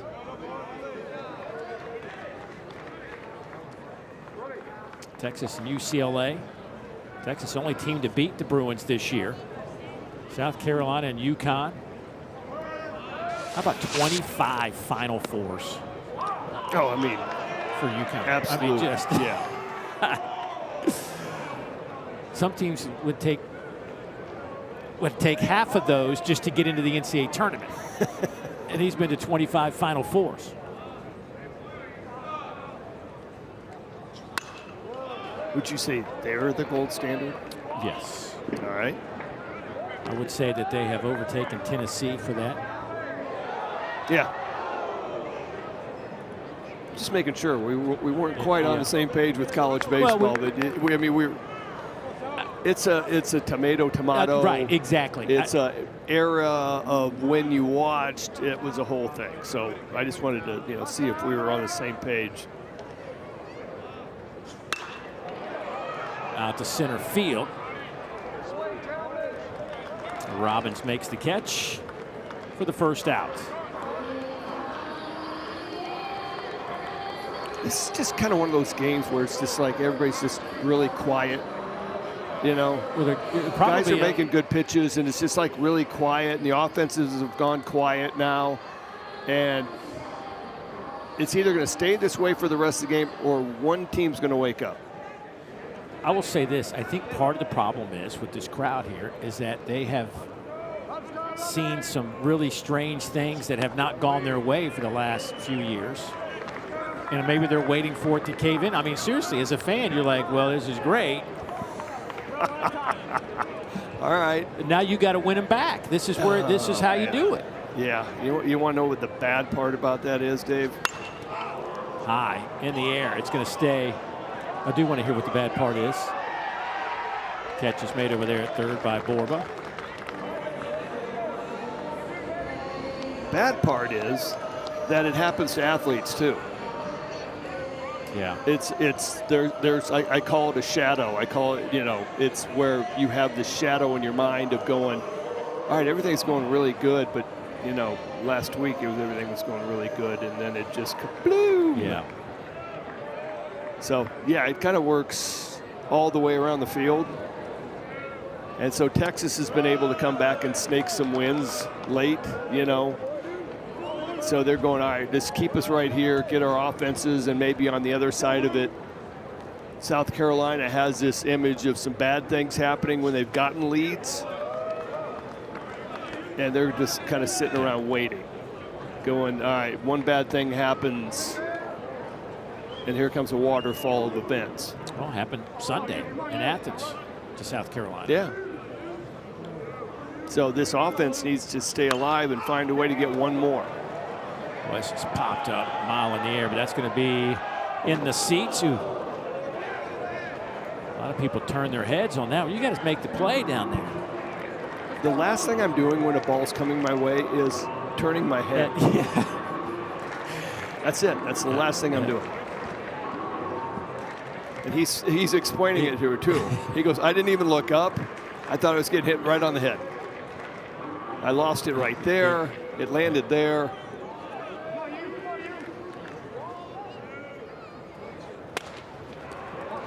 Boy, a little capper, and it's going to be a tough play. Executed well by the Longhorns. Well done on both ends.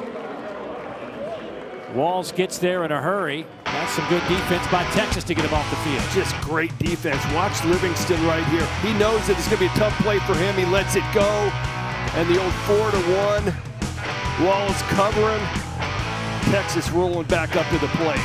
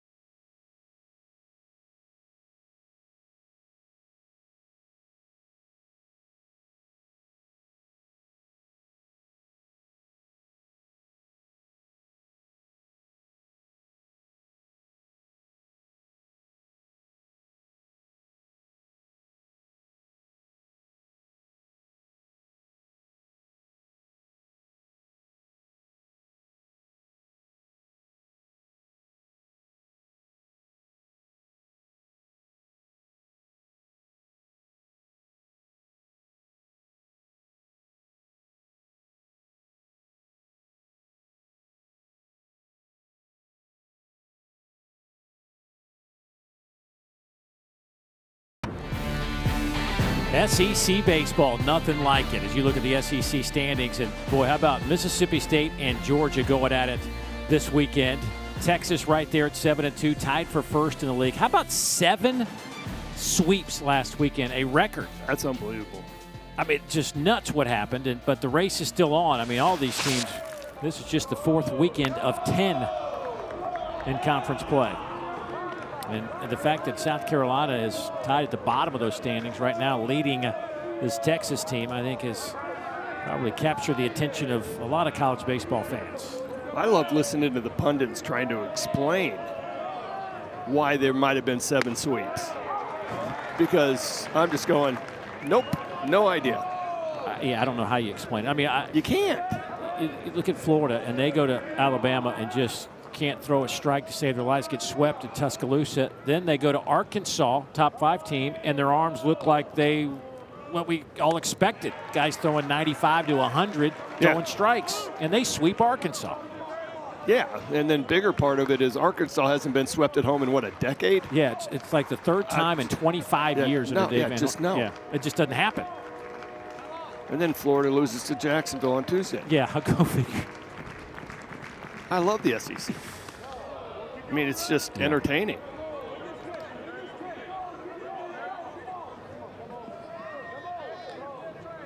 And then you got tonight. I don't want to call 5-0 with a 1.59 and the worst offense in the SEC, and they jump him. They just couldn't miss in the 2nd inning. South Carolina was barreling up everything. They put a 5 spot up on the 2nd, added another one in the 3rd.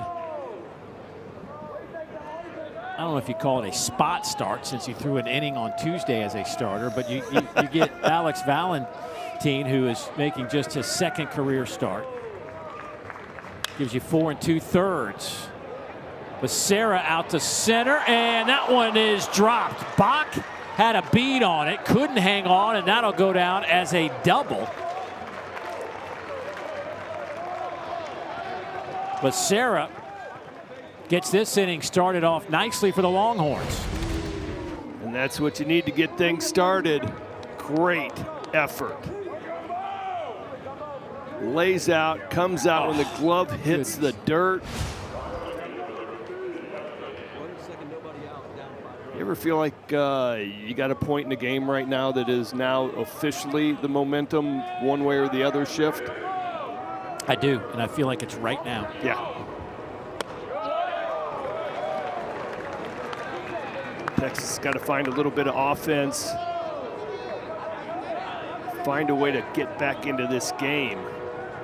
Walls has done a nice job of keeping South Carolina at bay, and so has Zach Russell. 0-2 on Duplantier. So Ole Miss, who got swept last weekend, is on the road at Florida, and they're winning 6-3 in the 6th inning. Georgia on the road at Mississippi State, up 6-2 on the Bulldogs from Starkville. And there's out number 1 via the strikeout. 3 pitches, 3 strikes. First couple of cutters, not so good. This cutter is located and painted down and away. But Zach Russell with 3 punch outs. Pinch hitter coming up.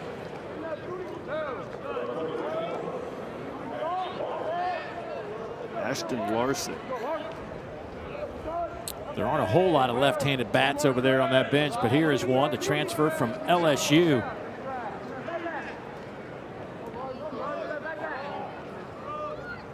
I know Overland Park, Kansas, been a couple of years with the Tigers. Now in his first season with the Longhorns.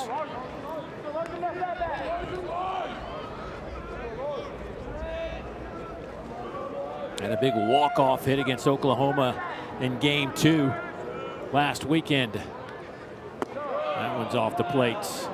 2-0 on Larson. Just a veteran bat. And you can see Schlossnagel's thinking the same thing we are, with going, hey, this is a moment right here. And he's like, I don't have a whole lot of options on my bench to plug and play.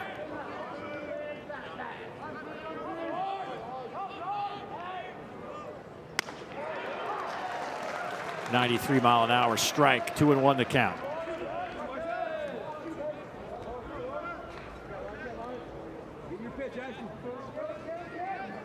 Becerra's out at second base after he doubled to start the inning.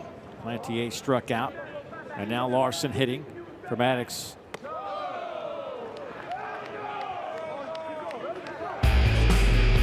And this was the walk-off on Friday night. In game 2, slaps it down the left field line, and the celebration was on. Crowd going crazy. That's what I was talking about. These guys have been feeling it. You can get us behind. We're going to come back. And now it's South Carolina's pitching staff's job. Hey, we got a lead. We got to hold it. And those Texas guys are sitting there going, you know what? We found a way to come back and walk people off and win games. Just keep us close. Is that Robbins having a peanut butter and jelly sandwich?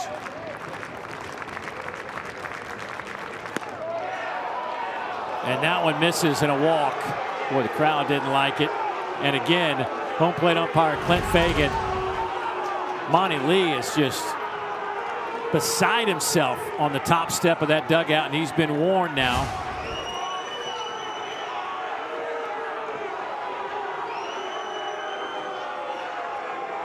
Wow, Clint Fagan still going. You get a little bit of words, you get it back and forth, but you know what? There's a trust factor with Monty Lee and Talmadge Lee Croy. So if Lee Croy comes up and he holds it for a second and he gives a sign, whatever it is, usually it's a touch to the mask, says that was a strike.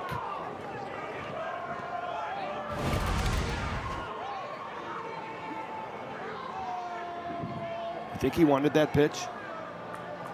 3-2 pitch in the 6th inning. Well, again, it goes back to what you just said. Yeah. Both of these coaches know that this is a pivotal moment. Yeah. Yeah. He wanted that pitch. I mean, that would have been a second out, runner on second. Now I got a chance to get out of this rally. Now all of a sudden it's first and second, 1 out. And that top of the lineup that has been so good this year is looming large. That's Alex Philpott in the bullpen. Is that more of a Terry Rooney, let's put that behind us, can't change that? Yeah. Yeah. Yeah. I mean, there will be some pitching coaches that will go out and look at their pitcher going, you're doing great. Give me a second. And you stand there and you know have some chatter, and then the umpire comes out, and then you escort him about 30 feet down back to home plate. Hey, I need that pitch. Let's see how he handles Josh Livingston here. The 9-hole hitter is grounded out and struck out. Starts him off with a strike. That worked.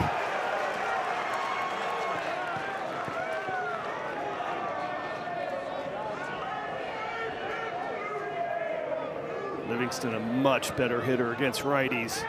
Hitting .290 on the year coming into this game. Has no hits so far against lefties.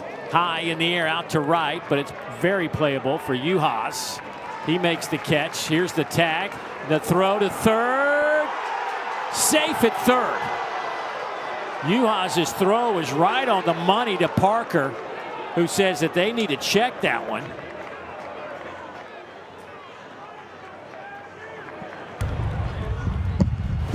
South Carolina is challenging the safe at third base.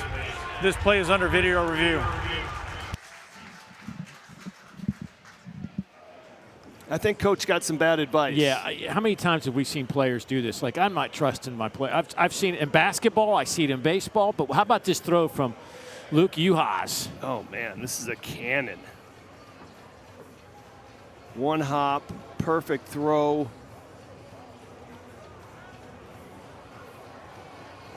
I think Parker thought he got him on the pop-up right here before he'd actually gotten there. The foot's on the bag, foot's up against the bag. From the look I see, he's in there. That's the look I got. Close. That throw deserves to put somebody out. Doesn't work that way. Sorry. Great throw. All for naught. How about tagging up with a chance to make the third out at third base. That Ooh, was yeah, that would have been that would have been all the momentum just went to those guys in white. After video review, the runner is safe. South Carolina is out of challengers for the remainder of the game.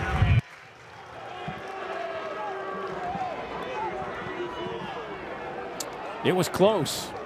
I don't know that. I don't think that was a bad challenge. No.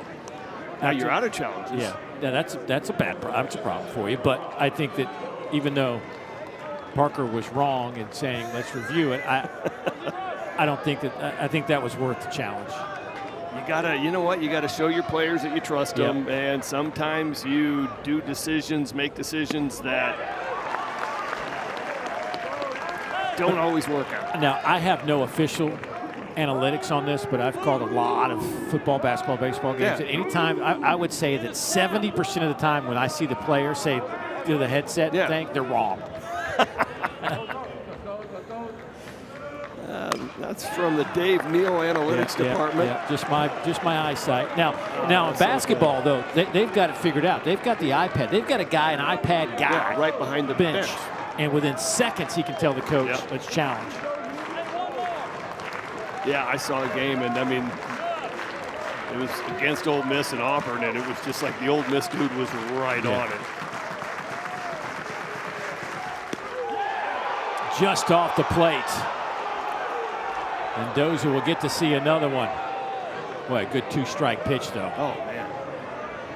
You got to think guys are going to expand the zone. And you can see Clint Fagan behind the plate. It's just like a little finger flip going, it's off the plate. But now he is sitting on the inside corner. So he's got the best viewpoint on that corner.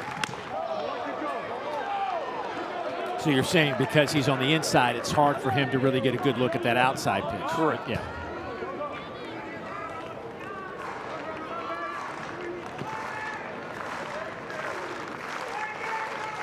Mendoza 0 for 3, a strikeout and a couple of ground outs. Runners at the corners, 2 down. LeCroy hops up out of that catcher stance and says, nice job, Zach Russell, who is fired up, bouncing off that mound as he gets the strikeout. And again, Texas leaves a couple of runners on base. And Zach Russell has been dealing. This one's just a 2-seam fastball. Starts off the plate a couple inches, and it comes back, catches the outside corner. You do it.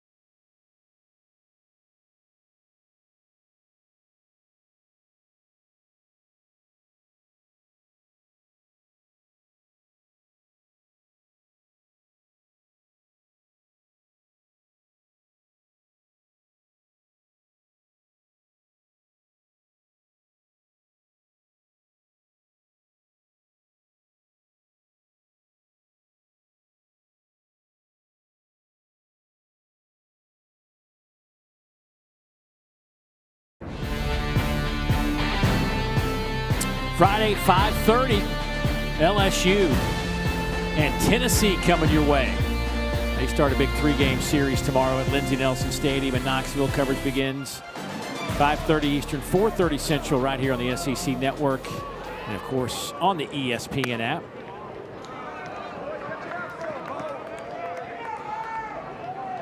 Tennessee at home against the Tigers. Boy, there used to be some fireworks when those teams would get together. Man. Well, now they both need to have those fireworks to get things kind of moving back into the right direction. Bo Holland's 0 for 1. Picked up an RBI on a ground ball to the right side of the infield. His first time up.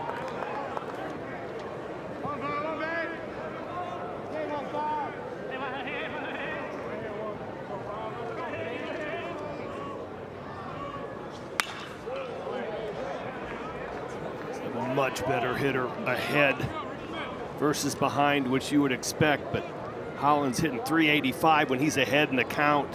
When he gets behind, hitting just 111.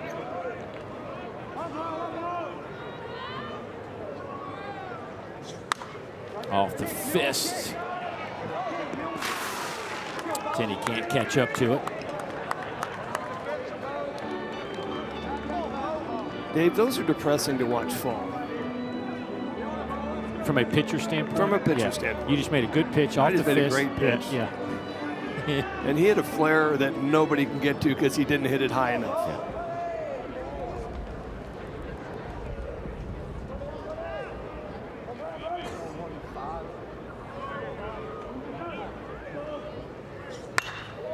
That one is shot down the line, but foul.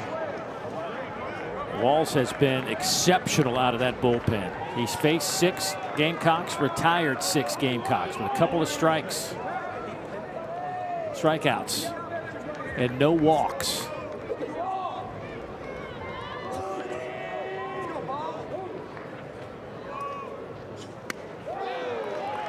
How about 3 strikeouts? Just a freshman. You got to find your way, and this is his day right now to come in and shut down this South Carolina offense. A couple of good fastballs early, and this cutter out over the middle of the plate, but the change of speeds gets Hollins in between everything. Yeah, Wallace just has to match zeros of Zach Russell right now. Both these guys, man, nice little tight cutters, 87, 88. And you can see the effect it's having on the hitters. Because coming out of the hand, there's not enough of a move to do anything the hitters are going to recognize like that. So the hitters recognize coming out of the hand, it's a fastball. They get the bat started, and then the thing cuts about 3-4 inches, nothing big, but the velo is close to similar. The arm speed's similar.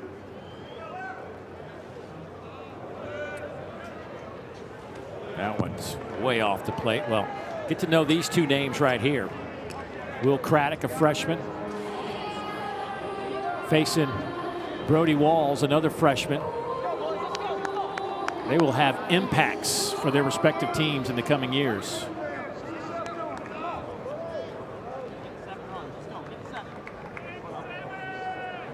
Craddock got off to such a hot start. Teams are starting to adjust. Ooh. I mean, that is a nasty pitch. He's gone 86 to 88 with that little cutter. Yeah. That one had a little bit more depth to it. I mean, it's a great pitch. And it just comes out of the hand, and you're just like slicing the baseball in half. A season high 4 strikeouts, a season high 2 2/3 of work for Brody Walls. Well, you get to 95 at the bottom of the zone. Yeah. Parker's afraid to pull the trigger. He's just seen a bunch of nasty cutters going. I ain't swinging at that thing first pitch, and here comes a 2-seam fastball at 95 painted.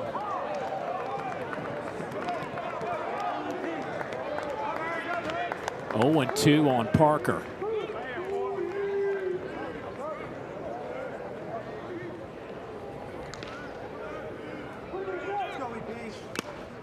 Oh, and that one catches Tenney. That's going to leave a mark.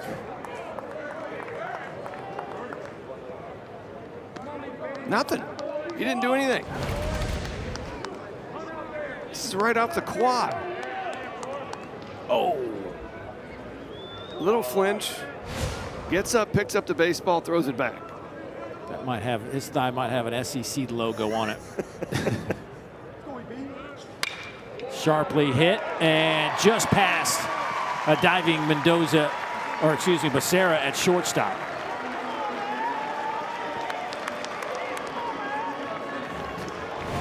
Two-hit day for Parker.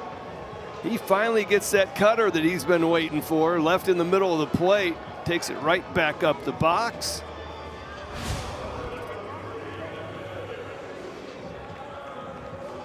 That's just one of those where you look back in hindsight, and I was always a hindsight's 20/20 guy. But you're going, how did he hit that cutter? My cutter's been killing everybody. That ball is cut in the air and off the top of the wall for a home run. Patrick Evans, a two-run shot. And it's 8-1 South Carolina.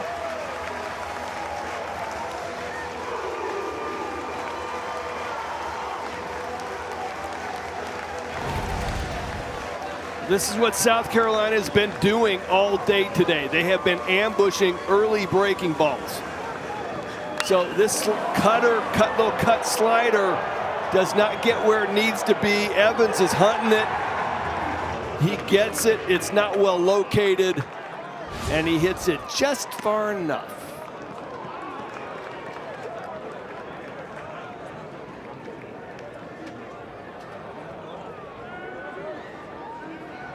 That is the 5th home run of the year for Patrick Evans. The ball's lifted into shallow left. Pack with a long run, but he'll make the catch, and just like that, Walls was cruising along, and then he met Patrick Evans. 2-run homer makes it a 7-run advantage for South Carolina.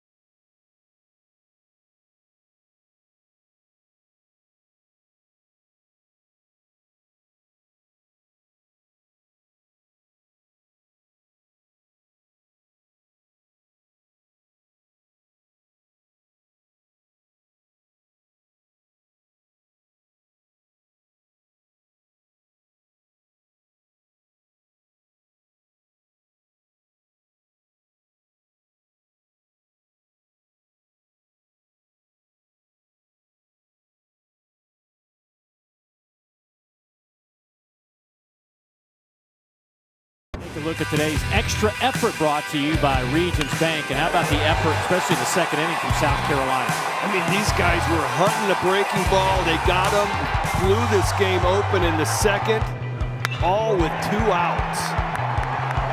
They put up 5 in the second, 4 of those runs with 2 outs. And then just a moment ago, Patrick Evans with the home run off the top of the wall as he celebrates around the bases. How about 10 hits in SEC games, averaging 7 hits a game? Matter of fact, they hit 229, struck out 32 times, and walked 18 against Georgia last weekend in that 3-game series. And tonight, they have 10 hits and 8 runs on the board. I thought those guys would be having a little bit more fun right now. Yeah, no doubt. Well, again. Alex Philpott, the junior, taking over for Zach Russell, who did his job out of the bullpen. 6'6" righty. See his numbers on the year. This will be his 5th appearance. There's 5 2/3 innings of work. Fastball's going to be 93 to 95. Another guy with a cutter, slider, and a changeup.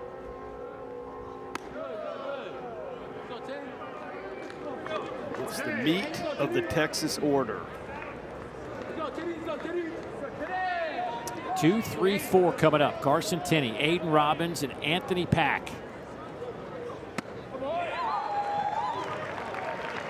Carson Tenney, the Longhorn catcher, has walked and struck out his last 2 times up. He has seen a wide array of sliders. So how quick does Philpott get to that pitch? Or cutter. Texas has struck out 9 times tonight. That was one of the things that Jim Schlossnagle was talking to us about today. Yeah. He really wanted to cut strikeouts. He wanted to cut it by 100 this year. Which he was like, it's just 2 a game. It sounds like a lot at 100. But you take it down and take it to 2 a game. Wow. And they have dropped that number this year. But tonight has gone back to last year's average. You see they averaged 9.5 strikeouts a game last year. This year it's 7.7 per game. So they were trending in the right direction. He just said they weren't very good at the plate last year. I mean, they had their moments, obviously. Yeah. But he said if we wanted to be that elite offense that we needed to be, we got to cut that down. Well, I mean, I feel like they were really top heavy. You know, and I mean, it was 1 through 5. 1 through 6. Yes. And there is strikeout number 10, but the 3rd time for Tenney. I think Tenney expanded the zone on this one. Got in defense mode. Good fastball. Felt like it was a little bit off the plate.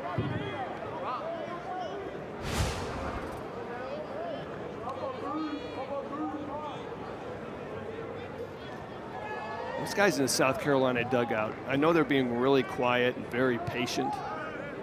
I guarantee you that half of them are counting outs right now. Yes.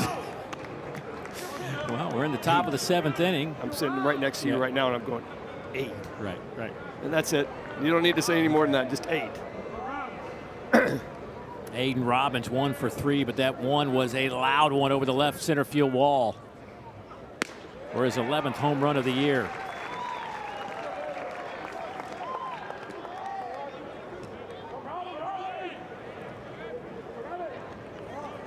This guy could just flat out hit. He hit .422 last year for Seton Hall. 6th in the country in batting average. He was 5th in on-base percentage.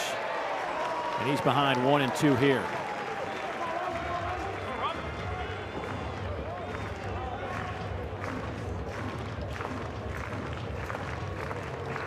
Started 43 games as a freshman, hit over 300 his first year at Seton Hall. Matter of fact, his first career at bat in college was a home run. Of course it was. I mean, he's got a great swing. I just feel like, you know what, he got out of batting average mode at Seton Hall maybe. Yeah. And that last cut that he had on the 1-1 where he just completely came unglued, like, you know, if I hit this, it's going to be a 7-run home run and we're all tied. Riding a 7-game hit streak, and this one shot out to center. And a long run by Bach. He makes the catch. That'll be out number 2. Summer of '83, Texas versus Tide is our next SEC story, premiering Wednesday, April 15th, 8 o'clock Eastern, 7 Central on the SEC Network and the ESPN app. It chronicles one of the most exciting College World Series ever, highlighted by the Longhorns' Roger Clemens and Calvin Schiraldi, the Crimson Tide's Dave Magadan, Arizona State's Barry Bonds, Michigan's Barry Loughran. What a crew at the CWS back in 1983. I spent the better part of my June watching those games at Rosenblatt Stadium. Did you go when did you first go? Since you grew up in Omaha, when did you first go to the College World Series? I mean, when I was 6 or 7, my dad would take me, and everything was like a doubleheader. That one's out to right. Uhas is there to make the catch.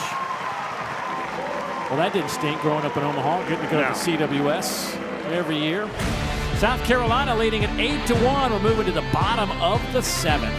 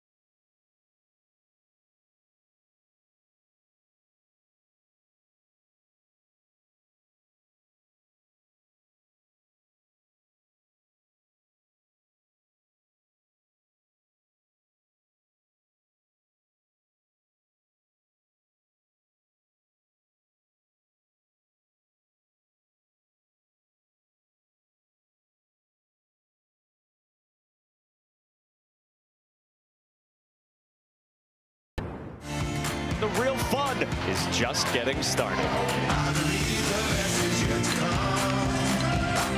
This is why I love this sport so much. Right where we should be this time of year. The celebration is on. Yes, indeed, college baseball is back.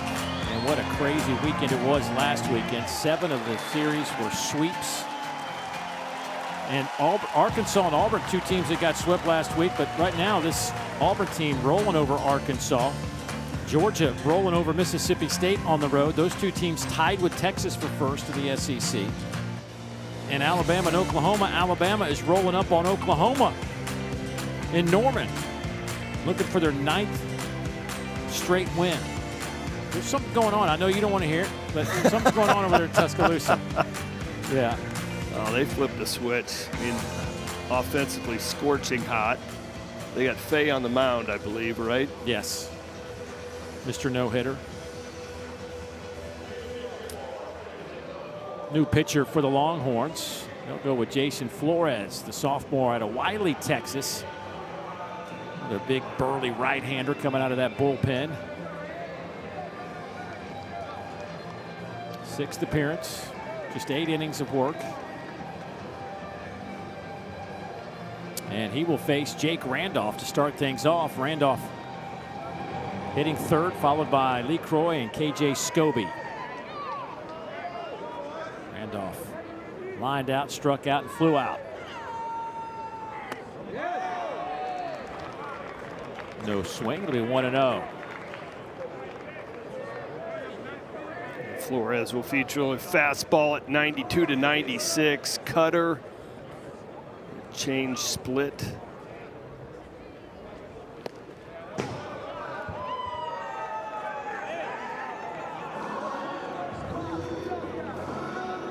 I think that was a fastball.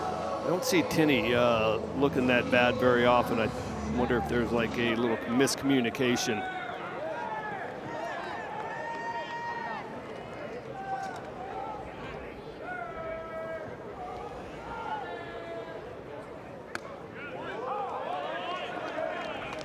In there for a strike, 2-1. Flores, as a freshman, got 5 starts for the Longhorns last year, but 4-2 with a 2.7 ERA overall. That one is shot down the line and right, and that'll be a foul ball.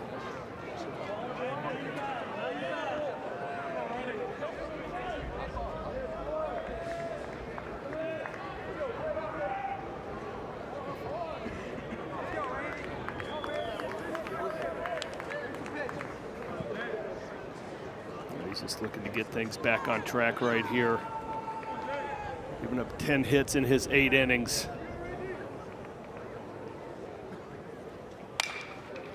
Ground ball right back to Flores. Underhand toss over to first base. That'll be out number 1.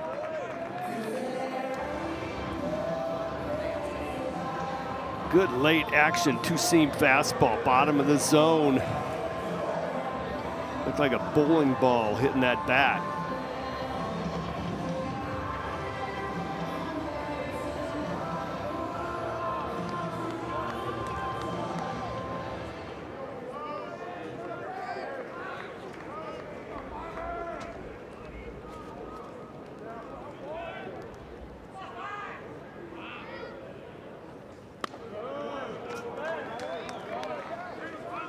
Leaker comes to the plate. 0 for 2, hit by pitch. Strikeout, F8.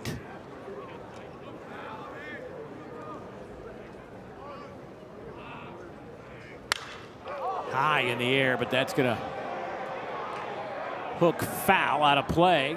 Enough to get out of here. That was close. Traveled 333 feet. It's only 325 down that line. Our track man doesn't tell us if it was fair or foul. And I'm just a shade off the line, so I can't see.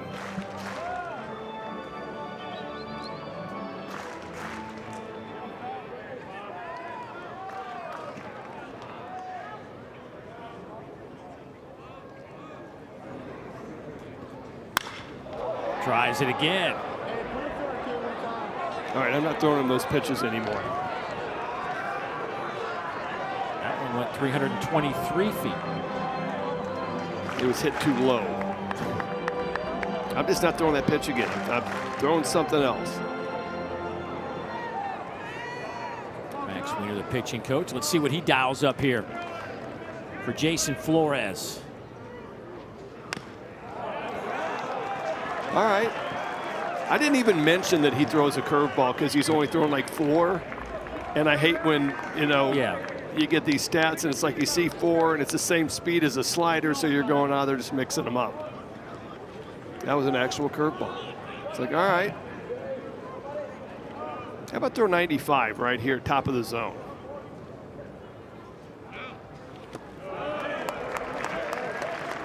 That one's way off the plate. Now it's 2-2 on the Croy.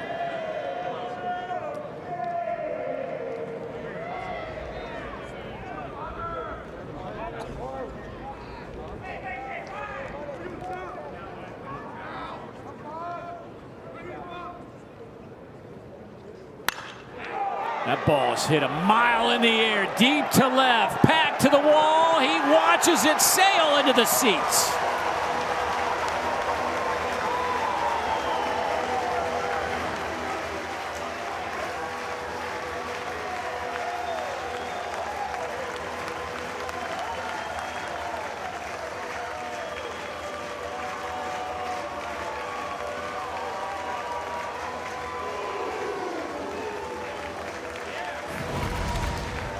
Well, I was asking for a fastball. They went with a changeup, and it's a hanging changeup. And there's 100% of the time in my analytics world that changeups never come back. Talmadge LeCroy, you felt like he barreled like 3 at that at bat. I know, you're going, all right, just do something different. Don't come back to those pitches anymore, because he is really close to hitting home runs. You don't ever see a guy hit one foul and then hit another one really good and then actually hit a home run. A.J. Scobie was trying to get one out of here. Talmadge LeCroy with his 6th home run of the season.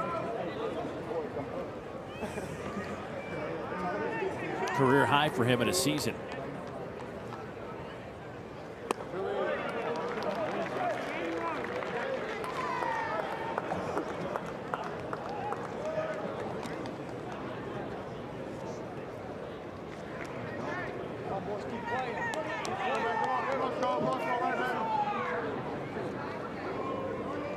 This is just one of those games that, I'm sorry, I had no idea this one was coming. Sarah's throw in time to get K.J. Scobie for the 2nd out of the inning. Nobody. I mean, who in their right mind would have seen this? You're talking about a team who's last in the league right now that's just struggling, coaching change, middle of the season. Monty Lee was just telling us about, hey, I got to make sure these guys still have the desire, the want to, the energy, the attitude to come to the ballpark every day, get their work in. I mean, you're fighting those little battles that you hope you don't have to fight. And obviously this team was very deflated with the way things have gone. There were expectations. This team had one of the top 10 transfer portal recruiting classes coming in. People thought that, hey, maybe they did kind of flip things around, and that's not how it went. So there's nothing to say that South Carolina was going to be up 9-1 in the bottom of the 7th inning. And arguably probably one of the first-team All-American guys on the mound at 5-0 with a 1.59. You're going, you know what? Nice offensive output on Tuesday. You know what? Maybe get it started on Friday. And they have kept it rolling.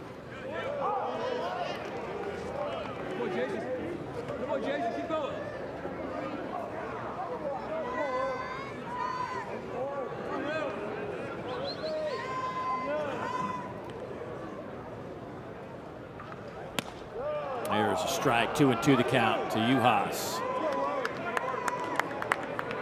And it goes to all those games, you know, I watch too many big league games where it gets in the middle of the game and everybody kind of just gives up at bats and they don't, Right. And it was feeling a lot like that.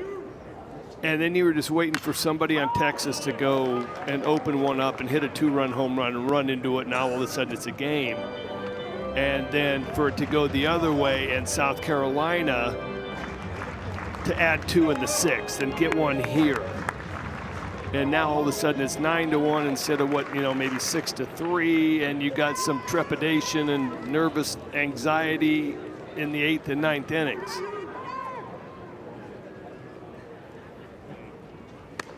Swing and a miss, and the inning is over, but another one on the board.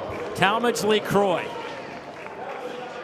Greg, you talked about it. He had 2 chances to get it out early. All right, breaking ball. Just missed it. I mean, literally just missed it. He's thinking it's a home run. This one, hanging breaking ball, hammered. Both about the same velo. This one's a hanging changeup, which is a little bit slower. And he stays inside of it. I just can't tell you how good that is.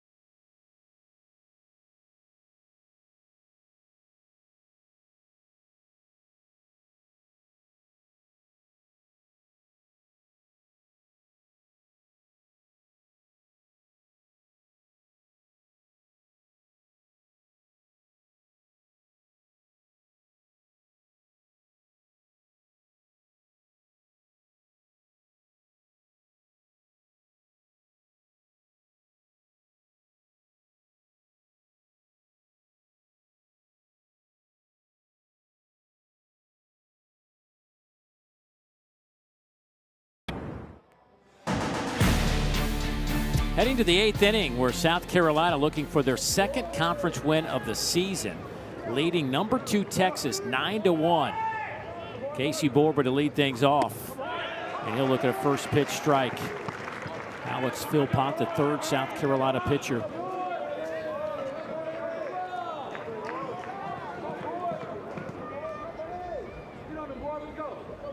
Philpott worked the 7th, struck out 1. No hits. Well, that one's up and in, just over the head of Borba.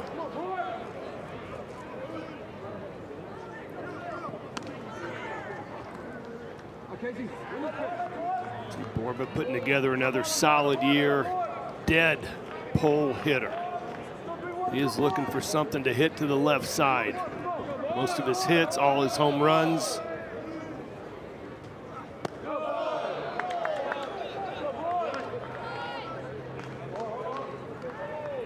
Borba singled in the 3rd. Struck out his first time up, flew out his last time.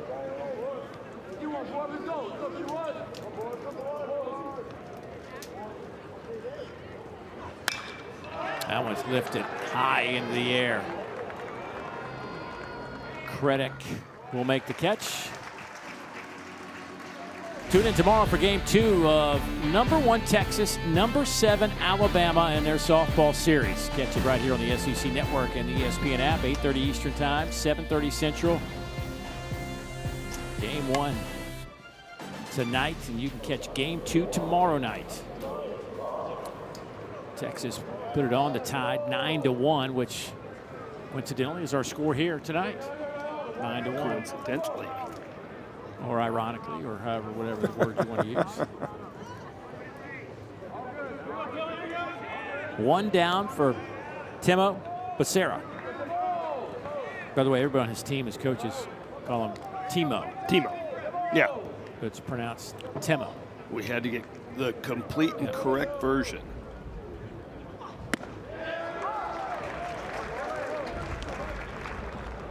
I don't think I could pronounce his whole name.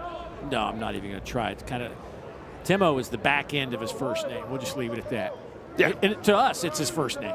Well, they called him Timo at Stanford. And so it just kind of came here, and then finally the SID, Josh White, asked him how he wants his name pronounced, and he goes, actually it's Timo, and he goes into the whole pronunciation of the first name. We'll just leave it at Timo. We'll just leave it at Timo. All right.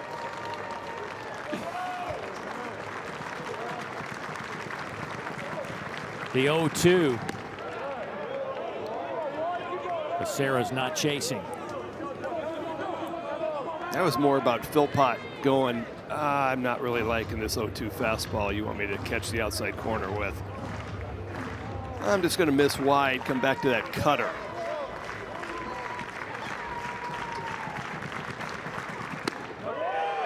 That is strike 3. And Timo does not like that call as he shakes his head on the way back to the dugout. Or you can go with 94, bottom of the zone, down and in.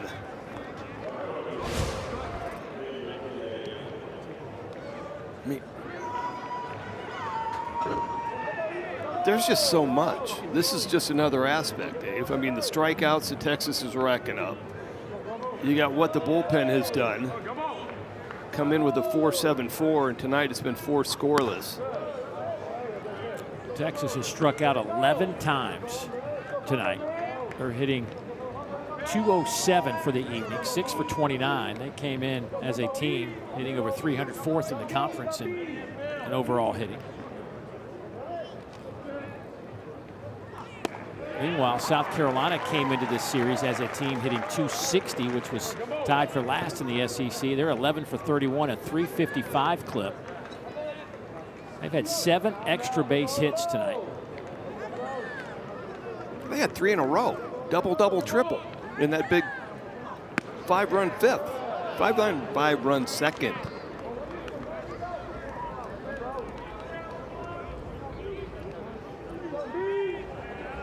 Patrick Evans. He has a single, a triple, and a home run tonight. Sharply hit. Gobbled up there at third base by Eric Parker, and Gamecocks getting off the field, heading to the bottom of the 8th. They're up by 8. They're putting it all together tonight.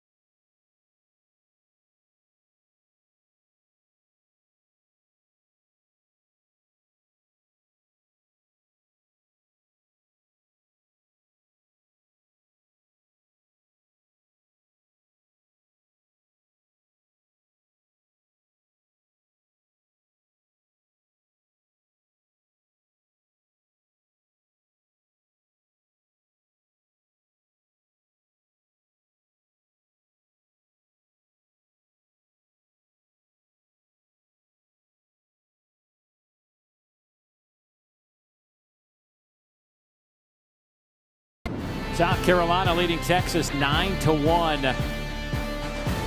Gamecocks 7 for 14 with 2 out. They have played at 7 runs in that scenario tonight. This is one of the best pitching rotations you will see. Now, Dylan Volantis goes on Sunday. Harrison is the Game 3 starter on weekends, and Luke Harrison is your Game 2 weekend starter. But the numbers across the board are just phenomenal. I mean, phenomenal. And then you see what Ruger Riojas, what happened to him tonight. Just 3 innings, 8 hits, 6 earned runs. there'll be a conversation going in for Luke Harrison going tomorrow about, hey, you know what, here's what happened, here's what South Carolina did. And I thought that Riojas was going to make an adjustment and go more fastball heavy because South Carolina took away his off-speed stuff early in the count. Right. And he tried to and would miss, and then South Carolina's still in the game. And so let's see how they adjust as they move into it. Harrison's been so good because Texas lost to Ole Miss on game 1 and they lost to Auburn on game 1. Right. So, okay, they're going, okay, here we go again. They win those series. And that's because of how good Harrison and Volantis are. New pitcher on the mound for Texas, Cody Howard, redshirt senior.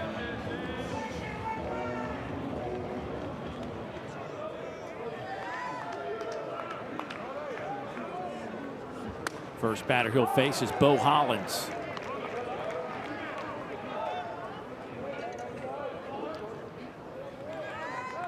Cody has not pitched in a game this year.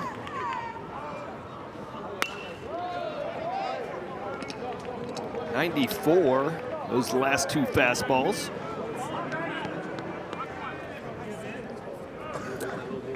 This is Cody's first appearance since NCAA regional last year. Pitched against Kansas State.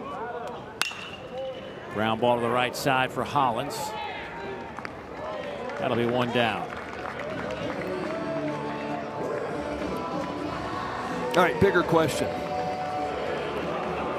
Knowing that was a ground ball to shortstop, are you writing down 4-3 or 6-3? It was actually third baseman. Are you writing down 5-3 or 4-3? No, it's hit to the right side. That's all. I want to know where the ball was hit. Yeah. I'm not just going to care who made the play. I just want to know the direction the ball was hit. I used to have that argument in my head, but I've simplified it now. So you just write 4-3. Yeah. Just seeing what type of guy you are. I mean, there's 2 types of people. Yeah, I'm just, let's keep it as simple as humanly possible for me. That's where I'm at in my life.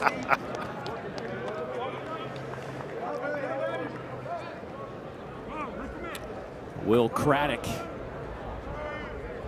talking to some of the coaches around the cages today, asking them, you know, not necessarily who has the best home run total, but who has the best power on this team. And, same quad. I think they might have got his hand first. Yeah. But Monty Lee was telling me that this guy right here, the freshman, Will Craddock, might have the best pure power on this team. Oh, that got risked.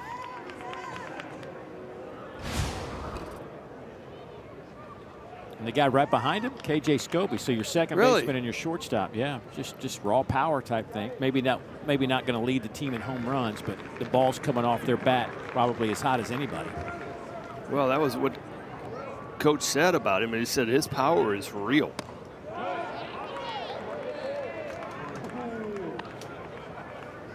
Well, again, he is a big boy. Well, that was a funny. He was part of that story about how he's humble. Yes. You know, very humble. And then Coach Lee went to talk about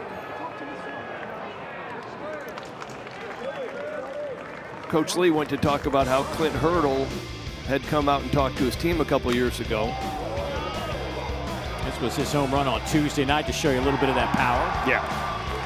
But Clint Hurdle comes out and talks to his team, and he goes, there's 2 types of people. There's people that are humble in this game, and there's people that are about to be humble in this game. Well, that's, you know, kind of with Craddock, he got off to such a great start and then hit a slump. Hitting just 108 in SEC play after a remarkable start. This one's lifted out to right. Duplantier able to make a catch, and that'll do it for South Carolina. So if you're counting outs on the South Carolina side, you need just 3 to pick up game 1. We'll see if they can do it.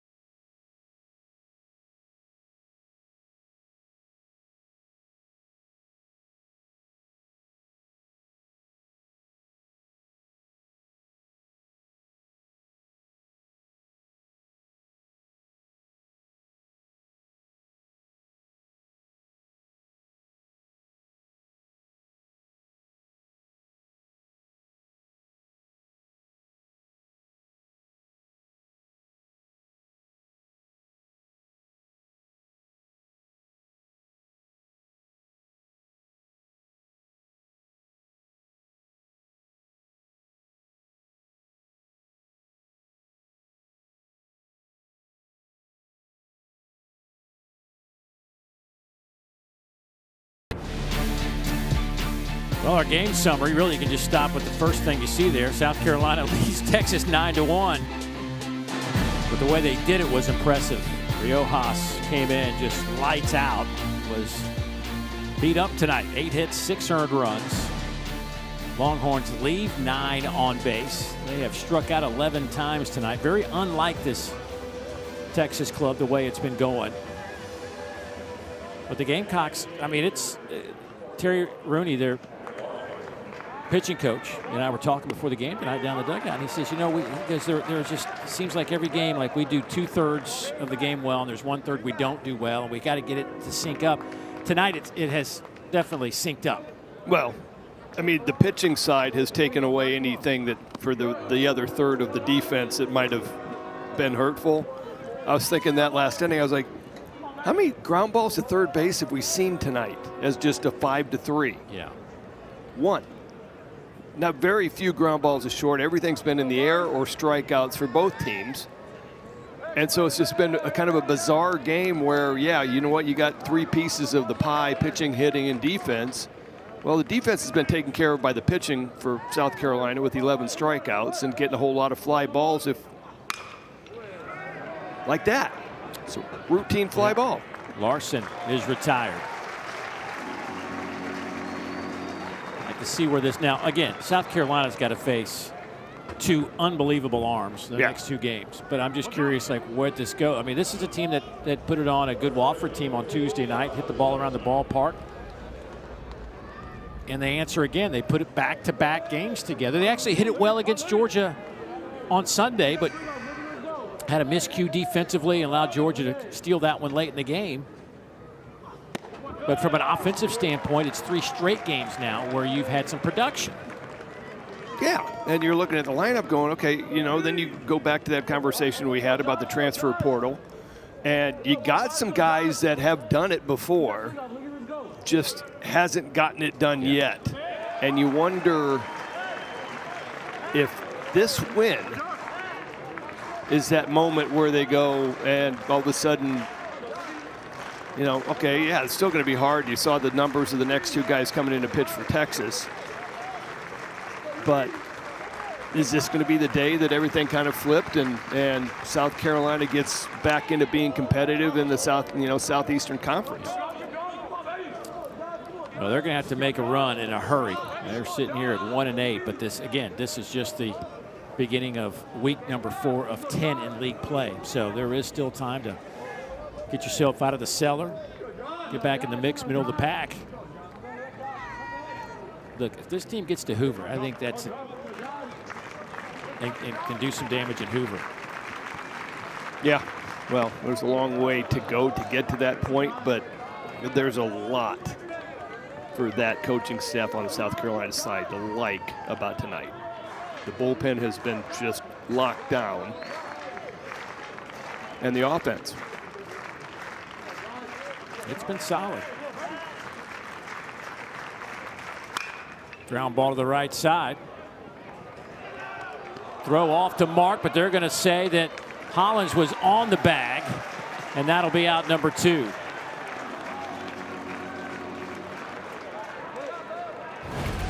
Well, did he hold his feet? You know what? As soon as we start paying compliments, this is just a guided throw, and looks like he held his feet. Hollins just an elite defender over at first base. Does a little toe tap. The receiver kept his feet in bounds. So early grab at a bat. He's going to pinch hit for Mendoza with 2 down here in the top of the 9th inning. By the way, just a quick update before we get off the air. Ole Miss leading Florida 6-4. That one in the top of the 9th. Georgia, bottom of the 7th, all over Mississippi State 10-3. That's a big one for the Longhorns because they're tied with those 2 teams for first in the league. 1-1 the count. Vanderbilt up on A&M 11-8 in the bottom of the 8th. Auburn 10-1 on Arkansas in the 9th. And Alabama in the 8th leading Oklahoma 10-4.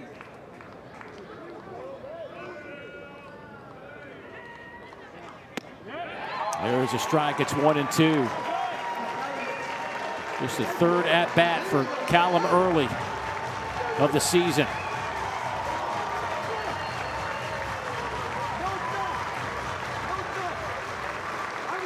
I would say that we got the biggest surprise going on tonight. Yes.